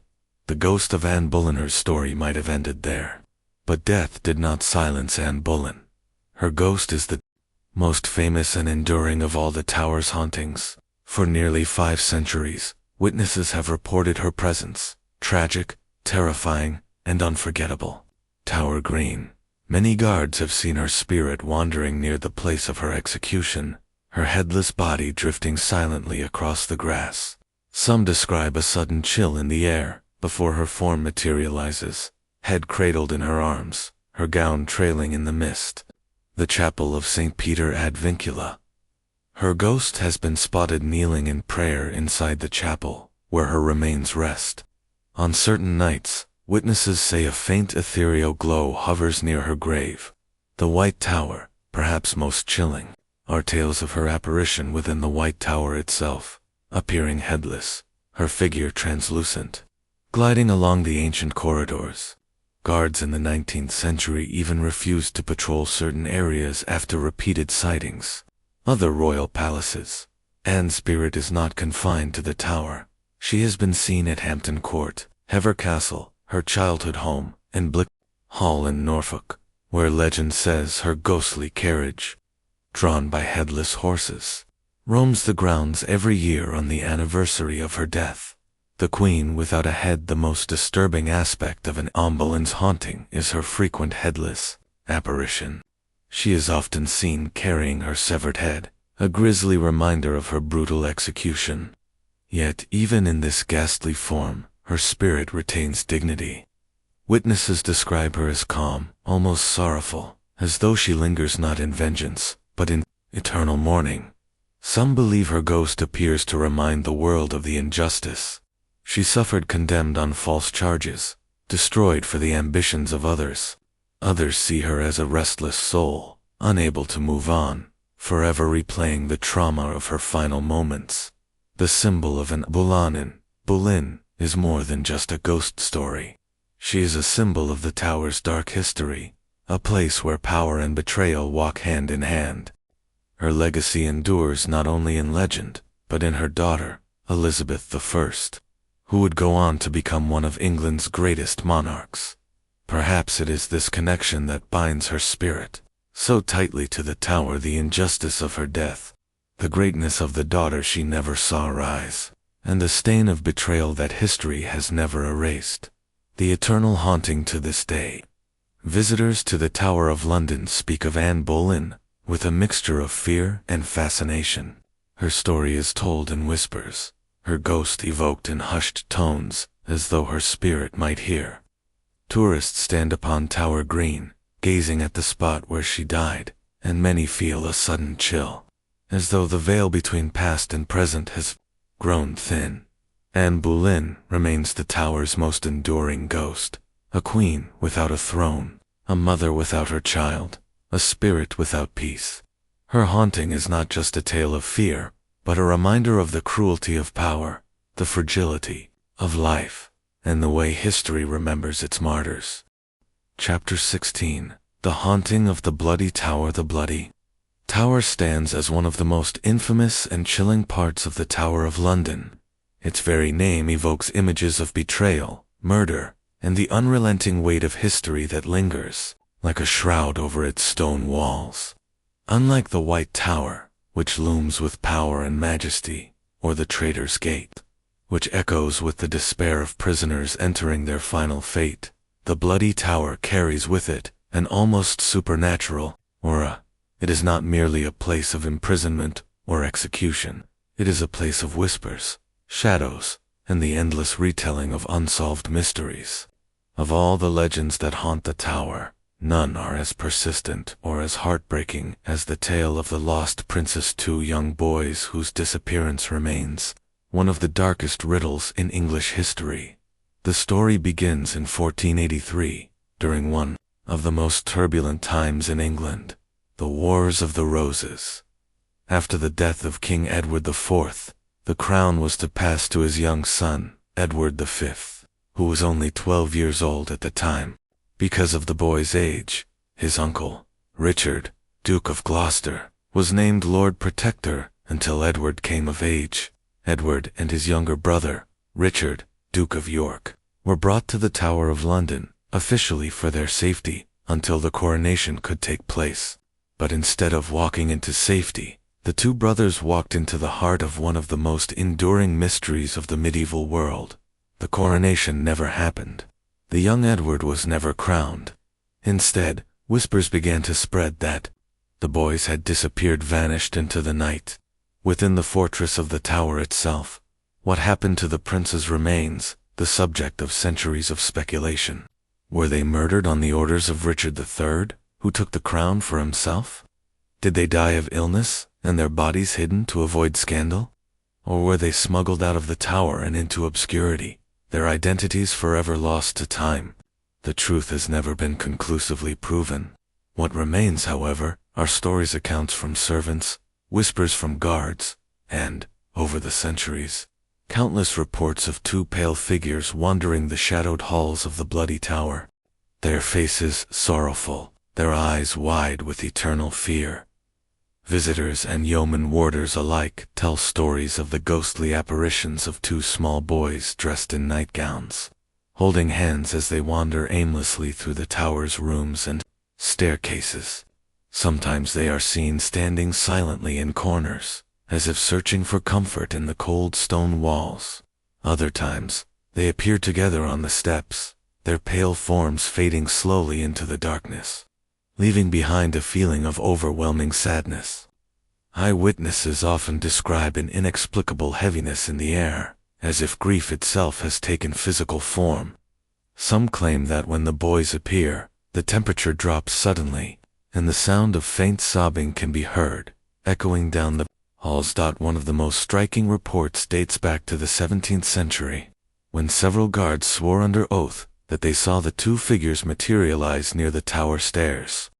They described the boys as transparent, but unmistakably real, their small hands clasped together, their expressions filled with anguish. The guards were so disturbed by what they saw that they refused to stand watch alone in the bloody tower. Again, over time, the story of the princes in the tower has become not only a historical tragedy, but also a ghost story that refuses to fade. But the bloody tower's haunted history does not end with the princes. It has witnessed betrayal, imprisonment, and executions that add layer upon layer of sorrow to its stone walls. One of its most famous prisoners was Sir Walter Raleigh, the explorer and writer who spent 13 long years confined within its chambers. Raleigh's ghost is said to wander the same halls, often described as a tall figure in Elizabethan clothing, pacing back and forth with restless energy. Some visitors have reported hearing the faint scratching of a quill, as though Raleigh still attempts to write by candlelight, his unfinished thoughts lingering in the shadows. The tower's reputation is so strong that even in modern times, paranormal investigators have attempted to capture evidence of its spectral residence. Cold spots, strange noises, and flickering lights are commonly reported phenomena. Some tourists have taken photographs inside the tower only to find misty forms or strange orbs hovering in the background. Skeptics argue that such sightings can be explained by drafts, camera malfunctions, or the power of suggestion. But believers counter that the bloody tower's atmosphere cannot be dismissed so easily. There is something about its silence, its history, its very stones, that speaks of tragedy and refuses to be silenced. The haunting of the bloody tower is more than a ghost story. It is a mirror of England's darkest anxieties about power, betrayal, and innocence lost. The princes symbolize purity, destroyed by ambition. Their disappearance represents the way history can be rewritten by those who hold the sword and the crown. The fact that their spirits are said to linger suggests that justice was never done, that their cries remain unheard, their lives unfinished. It is this combination of historical fact and spectral legend that makes the bloody tower one of the most compelling and terrifying places in the entire fortress. Consider the psychological power of this narrative. When a visitor walks into the bloody tower, they are not merely entering a room with ancient stones. They are entering a stage on which some of history's most painful dramas unfolded. They know the story of the princes. They know the whispers of Richard III's betrayal. And when they step into the cold air of the tower, their imagination takes over. Every shadow becomes a figure. Every draft of air becomes a sigh. Every creak of the wood becomes a footstep. The bloody tower, in this sense, is haunted not just by spirits, but by the collective memory of centuries of fear. And yet, the story of the Bloody Tower continues to evolve. In 1674, during renovations to the White Tower, workers discovered a wooden box buried beneath a staircase. Inside were two small skeletons. They were reinterred in Westminster Abbey, and many believe they were the remains of the lost princes. Yet no scientific analysis was ever allowed to confirm their identities. Even today, the Church of England refuses to permit DNA testing that could settle the question once and for all. And so the mystery endures. Were those bones truly the princes? Or does their secret still lie somewhere within the tower's stones, waiting to be uncovered? The refusal to test the remains keeps the story alive, ensuring that the Bloody Tower's legend will continue to haunt both the imagination and the dark corners of the fortress. Some argue that perhaps this uncertainty is fitting, for what is a ghost story without mystery? If the truth were revealed, if the bones were confirmed or denied, the haunting might lose its power. By keeping the secret locked away, the Bloody Tower ensures that its story will continue to terrify, intrigue, and inspire for generations to come. Even today, when night falls and the Tower of London grows quiet, the yeoman warders keepers of the fortress admit that certain areas are best avoided. Some warders refuse to linger near the Bloody Tower after dark. Tourists who take evening tours often speak of an inexplicable heaviness, as if unseen eyes are watching from the shadows. Others report sudden chills, the feeling of a hand brushing against their shoulder, or the sound of faint whispers that vanish the moment they turn to listen. For some, the Bloody Tower is simply history. For others, it is a place where history has refused to rest, where the cries of the past still echo into the present. The Bloody Tower's legacy is, at its heart, a story about how places hold memory. Stones do not forget. Walls carry the vibrations of screams, whispers, and prayers. And when enough suffering is contained within a place, it begins to speak back to us in strange and haunting ways. The Bloody Tower is not merely a relic of the past, it is a living testament to the idea that the past is never truly gone. It lingers in the air, in the stone, in the silence, and for those who dare to walk its halls, the Bloody Tower offers a chilling reminder. History does not forgive, and it certainly does not forget. Asterisk, the haunting of the Bloody Tower is one of the most enduring legends of the Tower of London. Whether or not the ghosts of the princes truly walk its halls, the story itself has become inseparable from the fortress's identity. It is not simply a tale of murder, it is a symbol of lost innocence, ambition, betrayal, and the eternal search for justice. The tower remains silent, but its silence is filled with echoes. Visitors may never know the truth of what happened to the two young princes, but they will always feel the weight of their story pressing against the stones, reminding them that some mysteries are never meant to be solved. Chapter 17. The Raven's Curse. Omens of blood and shadows. The Tower of London has always been a fortress steeped in mystery, but perhaps no legend within its ancient stone walls is as enduring, as unsettling, and as symbolic as the tale of the ravens. Black-feathered sentinels, perched atop the battlements, wings stretching against the gray English sky, their cold eyes reflecting the centuries of bloodshed, intrigue, and whispers of treachery. To the untrained eye, they are just birds. Yet, to those who know the tower's lore, these ravens are Omen's dark guardians, whose presence is said to secure the fate of the kingdom itself. For centuries, the belief has persisted. If the ravens ever leave the tower, the crown and Britain itself will fall into ruin. It may sound like superstition, a quaint relic of a bygone age, but when we examine the tower's bloody past, it becomes clear why this legend has taken such a firm hold on the imagination. In a place where queens were beheaded, princes vanished without a trace, and men were tortured until they cried for death, the idea of a supernatural warning system woven into The very heart of the fortress seems almost fitting. The ravens are not merely birds. They are symbols of power, mystery, and doom. To understand their legend, one must delve deep into the tower's darkest corners and uncover the chilling stories that tie these creatures to centuries of fear and hysteria. The origins of the Raven legend. The origins of the Raven legend are uncertain, shrouded in myth and half-remembered tales. Some say it began with the reign of King Charles II in the 17th century, according to the most popular version of the story. Charles was warned by his astronomer, John Flumstead, that if the ravens were driven away from the tower, both the monarchy and the nation would collapse. Charles, who had already lived through the chaos of the English Civil War and the temporary overthrow of the monarchy, was not inclined to take chances. He ordered that at least 6 ravens must be kept at the tower at all times, cementing the superstition into royal tradition. But there are whispers that the legend predates Charles II. Some folklorists trace it back to much older pagan beliefs.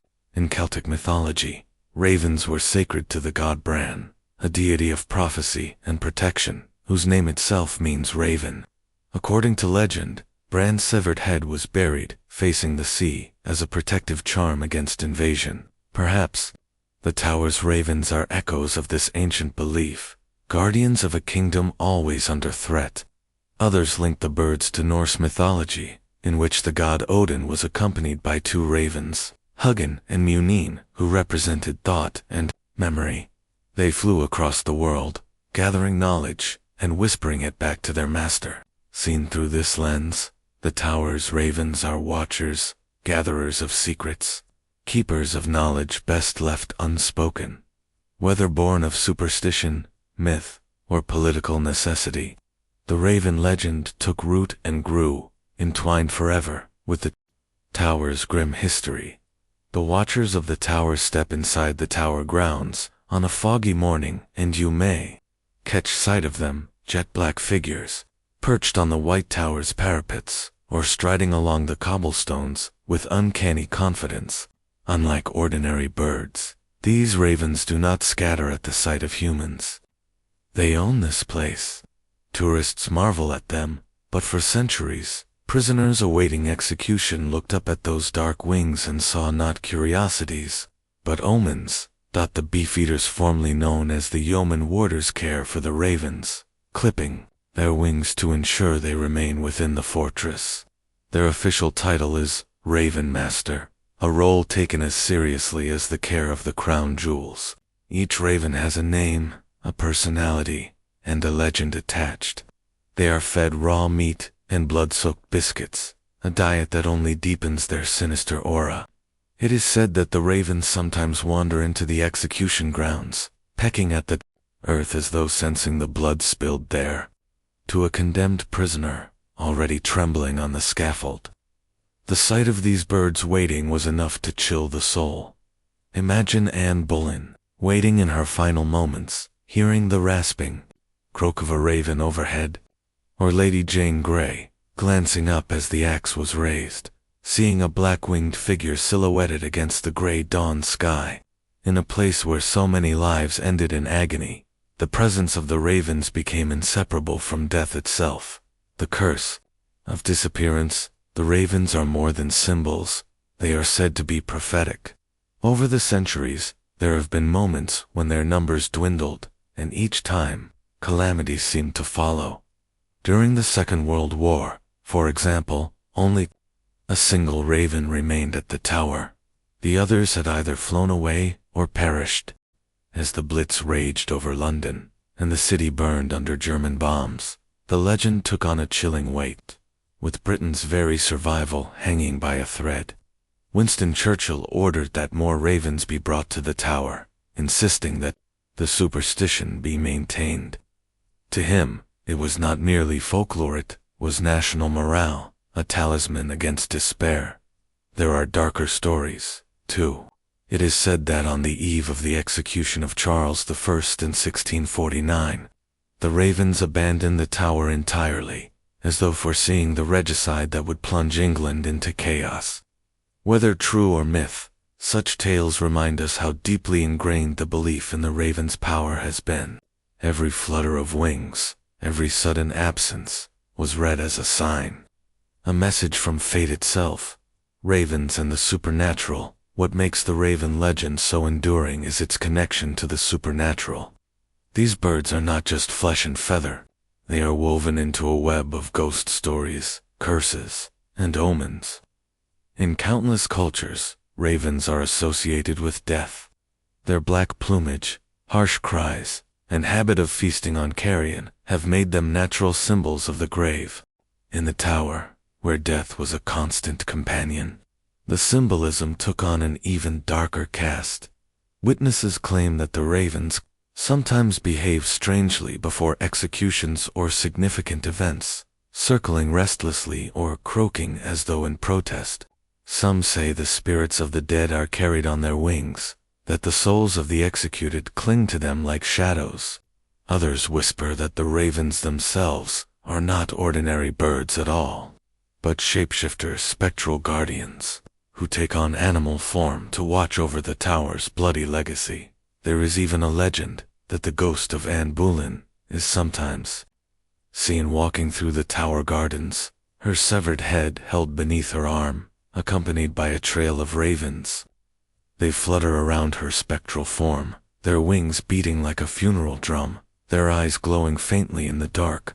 Whether this is imagination or truth, the image is terrifying enough to linger. Omens of the future, but the most chilling aspect of the raven legend is its prophecy of ruin. If the ravens leave the tower, the kingdom will fall. What does this mean? Some interpret it literally that the monarchy itself will collapse, just as it briefly did in the 17th century. Others see it as symbolic, that the tower, the monarchy, and even Britain's national identity are so tied together that the departure of the ravens would signal the unraveling of the very idea of England in the modern era. The superstition might seem quaint. The ravens are cared for, protected, and even replaced when one dies. Yet the unease persists. In a world that prides itself on reason and science, why do we still cling to a legend born of shadows? Perhaps because deep down, we recognize that history is not merely a record of facts. It is a tapestry of symbols, myths, and fears. And in a place like the tower, where so much blood has been spilled, the line between myth and reality blurs until they are indistinguishable. Conclusion: the ever-watching eyes stand at the tower today, as the sun sets over the Thames and the stones turn a deep, foreboding gray. Listen for the croak of a raven, harsh and guttural, echoing across the courtyard. Look up, and you may see them, black figures against the crimson sky, watching, waiting. They are more than birds. They are witnesses, guardians, omens of doom. Their presence is a reminder that the tower is not merely a relic of history, but a living monument to fear, death, and power. The ravens know the truth of what has happened within these walls, and perhaps they know what is yet to come. For centuries, the tower has stood as a place of imprisonment, execution, and legend. And through it all, the ravens have remained. Their wings have cast shadows over kings and traitors, queens and martyrs. They are the watchers of history, their presence a curse, a comfort, and a warning all at once. Should they ever leave, the silence that follows may be more terrifying than their harshest cry, for in that silence, the old prophecy will awaken, and the dark fate of Britain will be sealed. The ravens are the tower's, soul black, eternal, and bound to its dark heart, and as long as they remain, the Tower of London will never be free of its ghosts. Chapter 18: The Haunted Crown Jewels, Curses, Theft, and Ghostly Guardians. The Tower of London is many things: a fortress, a prison, an execution ground, a museum of blood and memory. But above all, it is the guardian of Britain's greatest treasures, the crown jewels. These glittering symbols of monarchy crowns, scepters, orbs, and swords are displayed today, behind armored glass, their brilliance dazzling visitors from around the world. Yet beneath the sparkle lies a darker story, one woven from curses, thefts, strange apparitions, and centuries of whispered fears. For in the tower, no object is merely an object. Every stone, every jewel, every golden artifact carries the weight of history, and with it, the shadow of death. To the casual eye, the crown jewels are emblems of power and majesty. To those who know the tower's lore, however, they are much more relics bound by superstition, haunted by the ghosts of kings and queens who wore them, and watched over by spirits who will not let them go.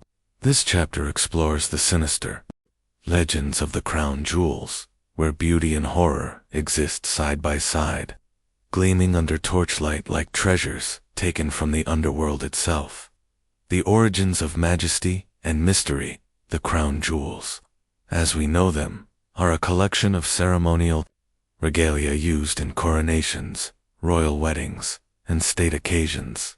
They include crowns encrusted with diamonds, rubies, and sapphires, golden scepters topped with orbs of power, and relics that stretch back centuries.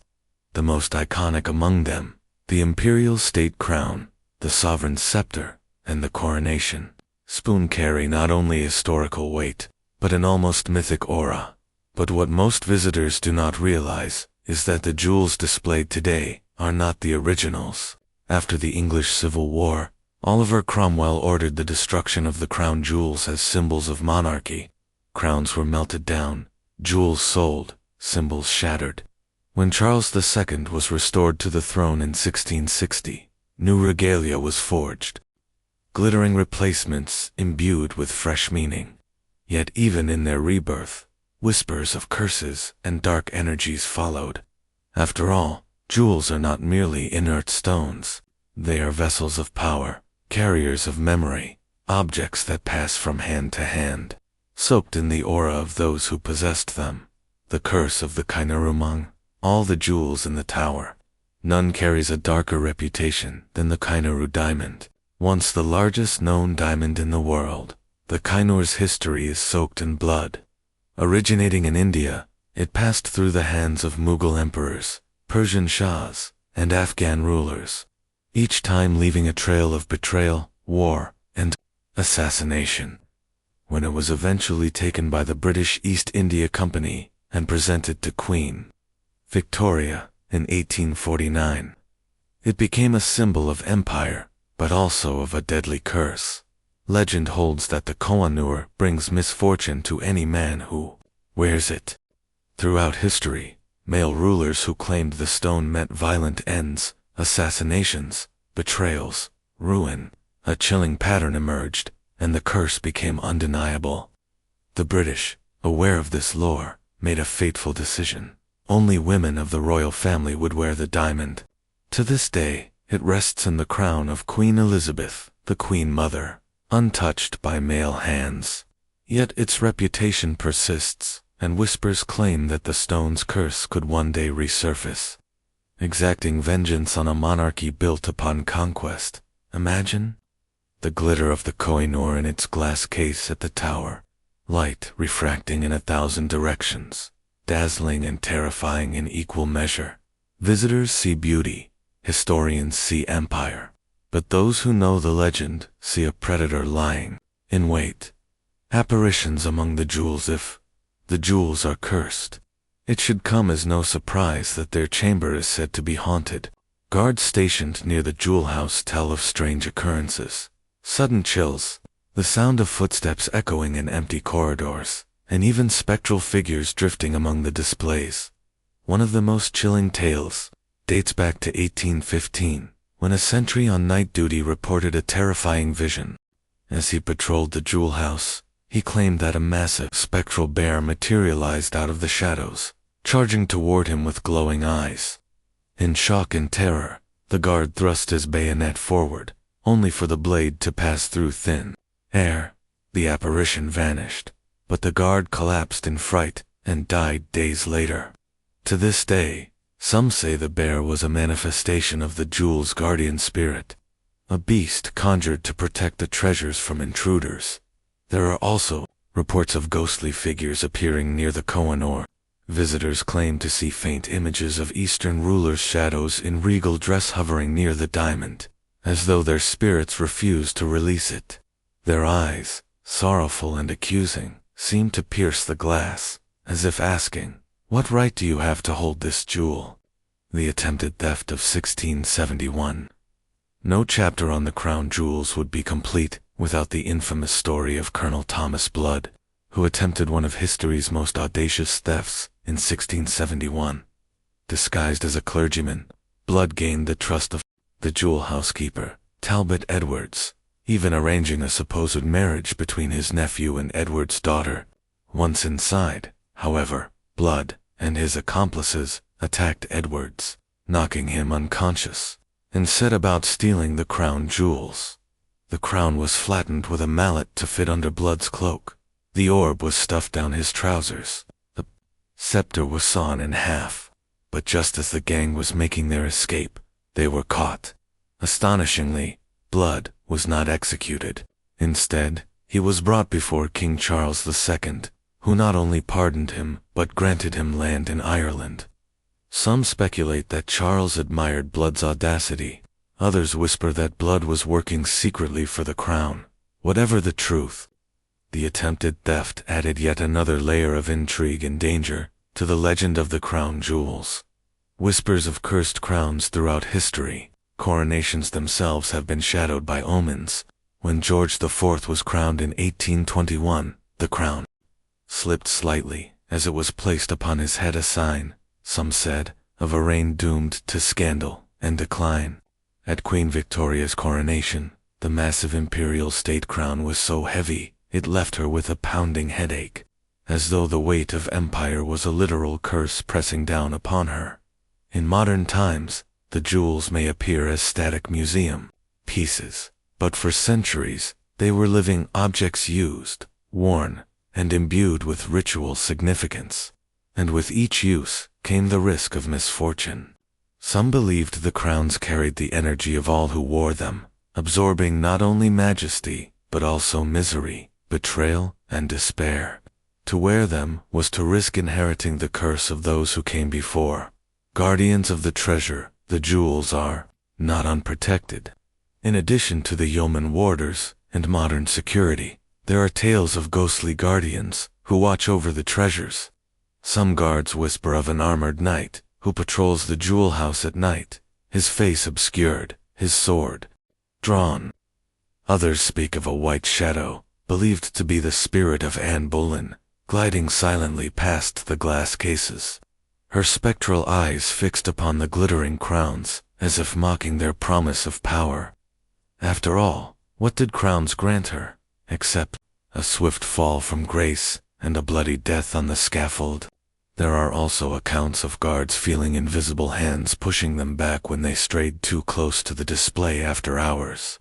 One described a force so strong that it left bruises on his chest, though no living soul had touched him. These guardians, whether benevolent or vengeful, seem determined that the jewels remain in the tower, forever bound to its legacy of blood and betrayal.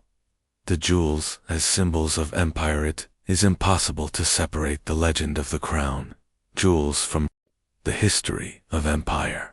Many of the stones, like the Koh-i-Noor and the Cullinan diamond, were taken from colonized lands, brought to Britain as trophies of conquest.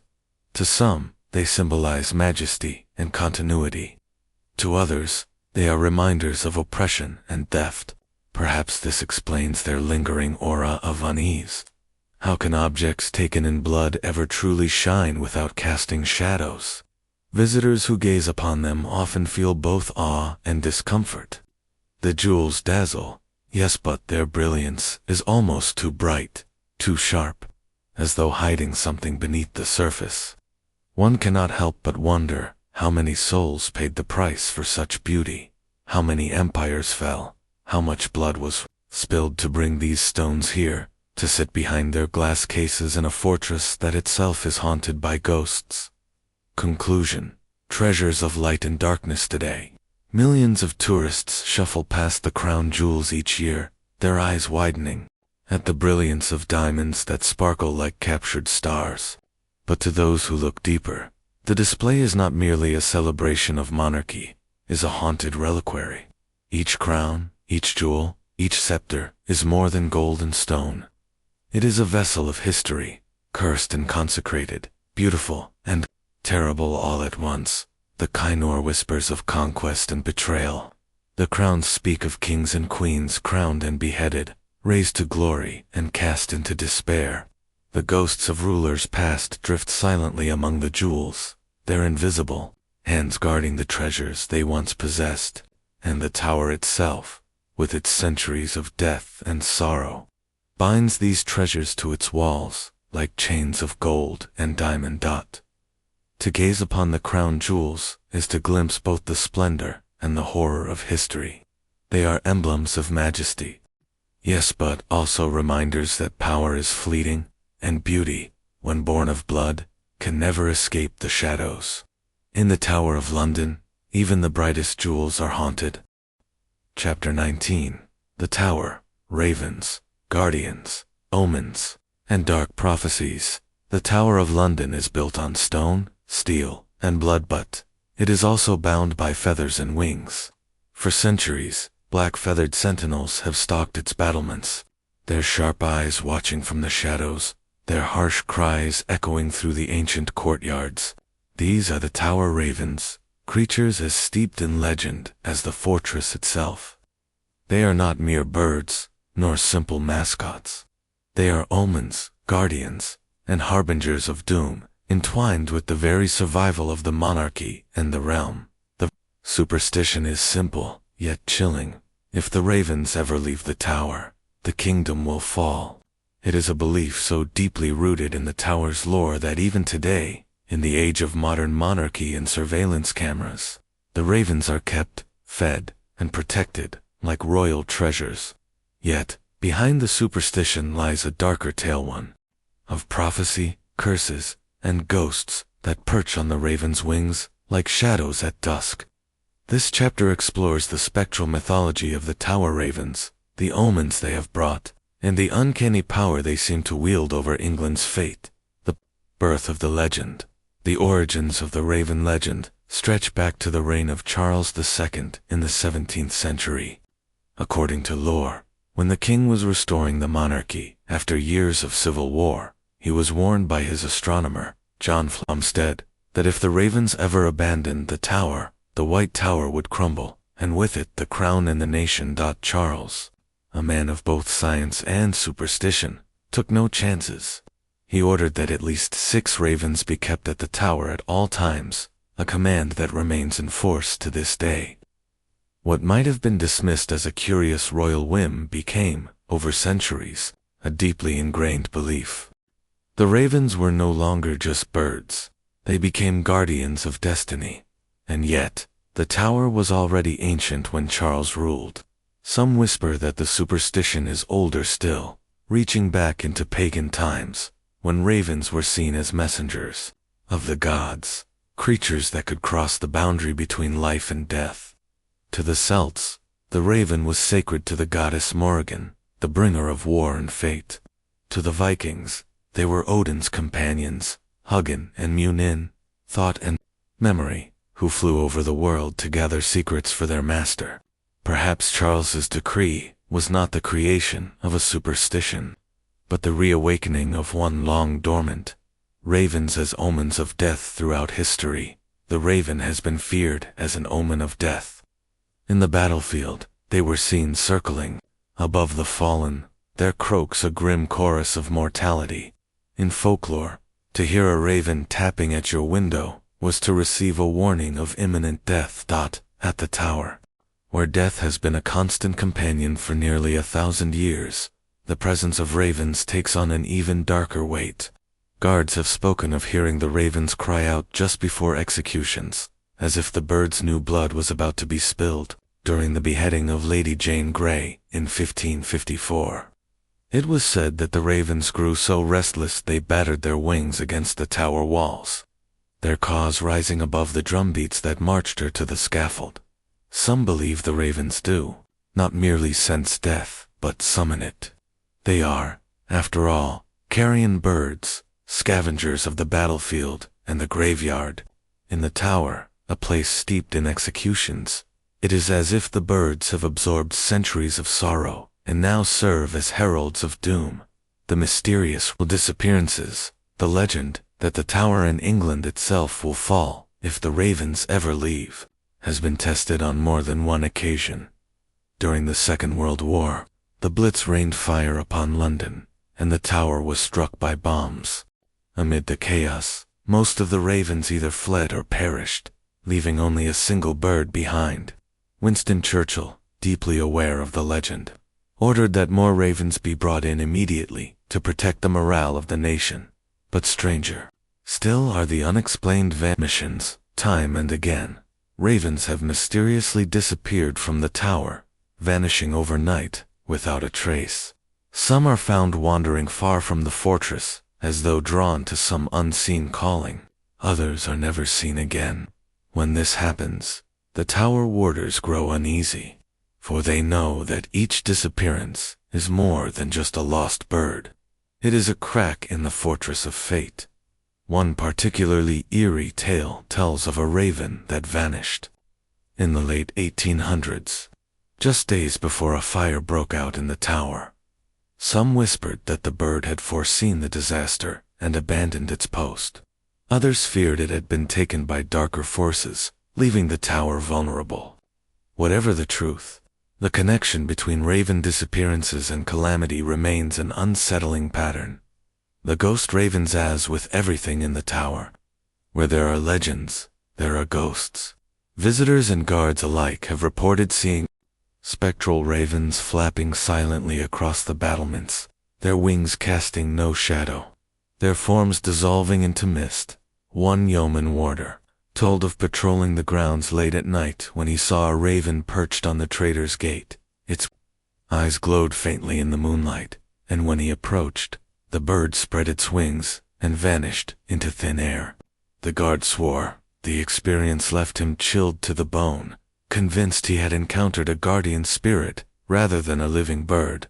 There are also stories of ghostly flocks rising into the air during executions, black forms blotting out the sky before dissolving like smoke. Are these the spirits of all the ravens that have lived and died within the tower? Or are they omens, visions conjured by the restless souls of those who perished on Tower Green? The Raven Masters, the ravens, are not left to their own devices. Since the 19th century, the tower has employed a Raven Master, a yeoman warder whose sole duty is to care for the birds. The Raven Master ensures they are fed, clipped to prevent them flying too far, and protected from harm. Yet even the raven, with their practical duties, speak of the birds with awe and caution. They describe them as intelligent, mischievous, and at times unsettlingly perceptive. Some ravens seem to form attachments to guards or visitors, following them with watchful eyes. Others grow aggressive, attacking intruders as if guarding secrets. Too ancient for human ears, one Raven Master admitted that on certain nights, the birds seemed to grow restless for no reason, croaking and beating their wings against their cages. Hours later, a death is reported in the tower, or a tragedy strikes beyond its walls. They know things, the Raven Master said, things we cannot. The prophecy of the ravens, the prophecy that binds the ravens to the tower, that if they leave, the kingdom will fall, has never been proven, yet it has never been fully dismissed either. For centuries, monarchs, guards, and commoners alike have clung to it as both warning and protection. Some historians suggest the prophecy is metaphorical, that the ravens represent the vigilance of the monarchy itself. If the guardians depart, it signals the end of royal authority. But those who live and work in the tower, who hear the ravens' cries echoing through the night, believe the prophecy is literal. What would truly happen if the ravens were gone? Would the monarchy collapse overnight? Would Britain itself unravel, its institutions crumbling like the stones of the White Tower? Or is the prophecy self-fulfilling, a story so deeply woven into the national psyche that its fulfillment would be inevitable. Whatever the answer, the belief remains unshaken. The ravens must stay.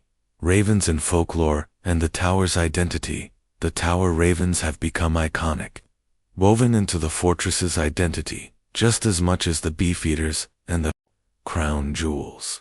Tourists come to marvel at them, children delight in feeding them, and guides spin tales of their dark importance. Yet beneath the charm lies a lingering unease, for the ravens are not pets, nor ornaments. They are ancient symbols, tied to gods of war, goddesses of death, and kings of old, in their black feathers. One sees the reflection of every soul lost within the tower's walls. In their harsh cries, one hears the echo of 1,000 executions. The ravens are living embodiments of the tower itself, beautiful and ominous, enduring yet haunted, protectors and predators in one. Conclusion: the black-feathered guardians, the ravens of the Tower of London, are more than birds. They are omens, guardians, and watchers, their wings shadowing the history of England itself. They perch on the battlements, eyes glittering, as if weighing the fate of every soul who dares enter. Perhaps they are simply animals, kept alive by superstition. Perhaps they are living relics of pagan gods, bound by ancient curses to remain at the tower forever. Or perhaps they are both creatures of flesh and feather, yet also messengers of the unseen, carrying secrets between this world and the next. Whatever they are, one thing is certain: the day the ravens leave the tower, England will tremble, and in that moment, the caw of a raven will no longer be a sound of superstition, but a death knell for a nation. Chapter 20: The Tower's Eternal Curse. Blood, shadows, and the weight of time. The Tower of London is not merely a fortress. It is not just a palace, nor simply a prison, nor even only a place of execution. It is something far darker. Entity, a living presence that has absorbed nearly 1,000 years of blood, betrayal, and sorrow. When the sun sets beyond the Thames and the battlements are cast into shadow, the tower breathes. Its stones whisper, its corridors shift, and the weight of history presses down upon every corner. Some call it haunted, others say it is cursed. But for those who have felt its chill, who have walked its echoing passages at night, there is no doubt. The tower is alive, and it remembers everything. This final chapter does not tell a single tale. It binds together all that has come before the executions, the betrayals, the royal prisoners, the torture chambers, the ghostly apparitions, the legends of the ravens, and the cries of the condemned. Here, we face the tower not as a relic of history, but as a timeless monument of fear. A fortress built on bones. The tower's foundation is not stone alone, it is built upon bones. Beneath its walls, archaeologists have uncovered mass graves, the remains of soldiers, traitors, and innocents. Some were buried hastily after executions, others, prisoners who perished nameless in dungeons. Every inch of its ground is saturated with death. Imagine the thousands of souls who entered through Traitor's Gate, knowing they would never leave. Imagine the endless parade of victims to the block and Boleyn. Catherine Howard, Lady Jane Greyalty reduced to silence in seconds. Imagine the soldiers slain in sieges, the spies tortured in chambers, the rebels hung on Tower Hill. Each death leaves an imprint, layer upon layer, century after century. These imprints have created a psychic scar so deep that it bleeds into the present. The tower has not forgotten, and it never will. The unquiet dead. No place in England has more ghost stories than the Tower of London. From the earliest medieval records to the testimonies of modern guards, the tales are endless. The ghost of an Boleyn, carrying her severed head, drifts silently through the chapel of St. Peter, at Vincula, where she lies buried beneath the stones. The princes in the tower, two innocent boys, smothered in their sleep, appear as pale phantoms, clutching each other's hands, their cries echoing through the white tower. The phantom bear, a spectral beast, seen in the 19th century, sent a guard, into shock so severe that he died days later. But the most terrifying aspect is not the individual ghost. It is the sense that the tower itself is haunted as a whole. The atmosphere changes abruptly. The temperature plummets. Footsteps echo with no source, and unseen eyes seem to watch from the shadows. Guards have admitted to refusing night duty in certain corridors. Visitors report feeling suffocated by despair, as if the walls themselves are pressing inward. It is as though the tower is a magnet for the restless dead, trapping them within its walls, binding their screams to its stones. Torture and the echoes of Pan the Tower was never officially a torture chamber, yet its dungeons bore some of the darkest instruments of human cruelty. The rack stretched limbs until joints tore apart. The scavenger's daughter crushed the body inward, bones snapping like twigs. The manacles suspended prisoners for hours, blood rushing to their heads until madness set in. Those who endured such agony often left behind more than just broken bodies. They left psychic wounds imprinted in the air. Guards have heard cries of pain in the dungeons long after they were abandoned. Visitors describe overwhelming dread when standing in the chamber of the rack, as though invisible hands are pulling at their arms. The tower was not simply a place of death, it was a factory of fear, and fear lingers longer than blood. The curse of the crown. At the heart of the tower lies the crown jewels, glittering symbols of monarchy. But even they are not free from the tower's curse. Legends claim that the jewels carry their own dark energy. Every monarch who has touched them has also borne the weight of betrayal, bloodshed, or downfall. The tower guards them not only from thieves, but perhaps from the unseen. Some whisper that the very act of imprisoning royalty within the tower, once the ultimate humiliation, has cursed the crown itself. Anne Boleyn was crowned queen in splendor, then executed within the tower's walls. Lady Jane Grey was crowned briefly before being dragged to the block. Richard II was deposed and imprisoned here before his death. Kings and queens may reign in glory, but once they fall into the tower's shadow, their fate is sealed. The tower is no jewel box. It is a tomb. The prophecy of the ravens, black-feathered guardians of the tower, tie its curse to the fate of England itself. As long as the ravens remain, the monarchy endures. But should they vanish, prophecy declares, the tower will crumble and the kingdom with it.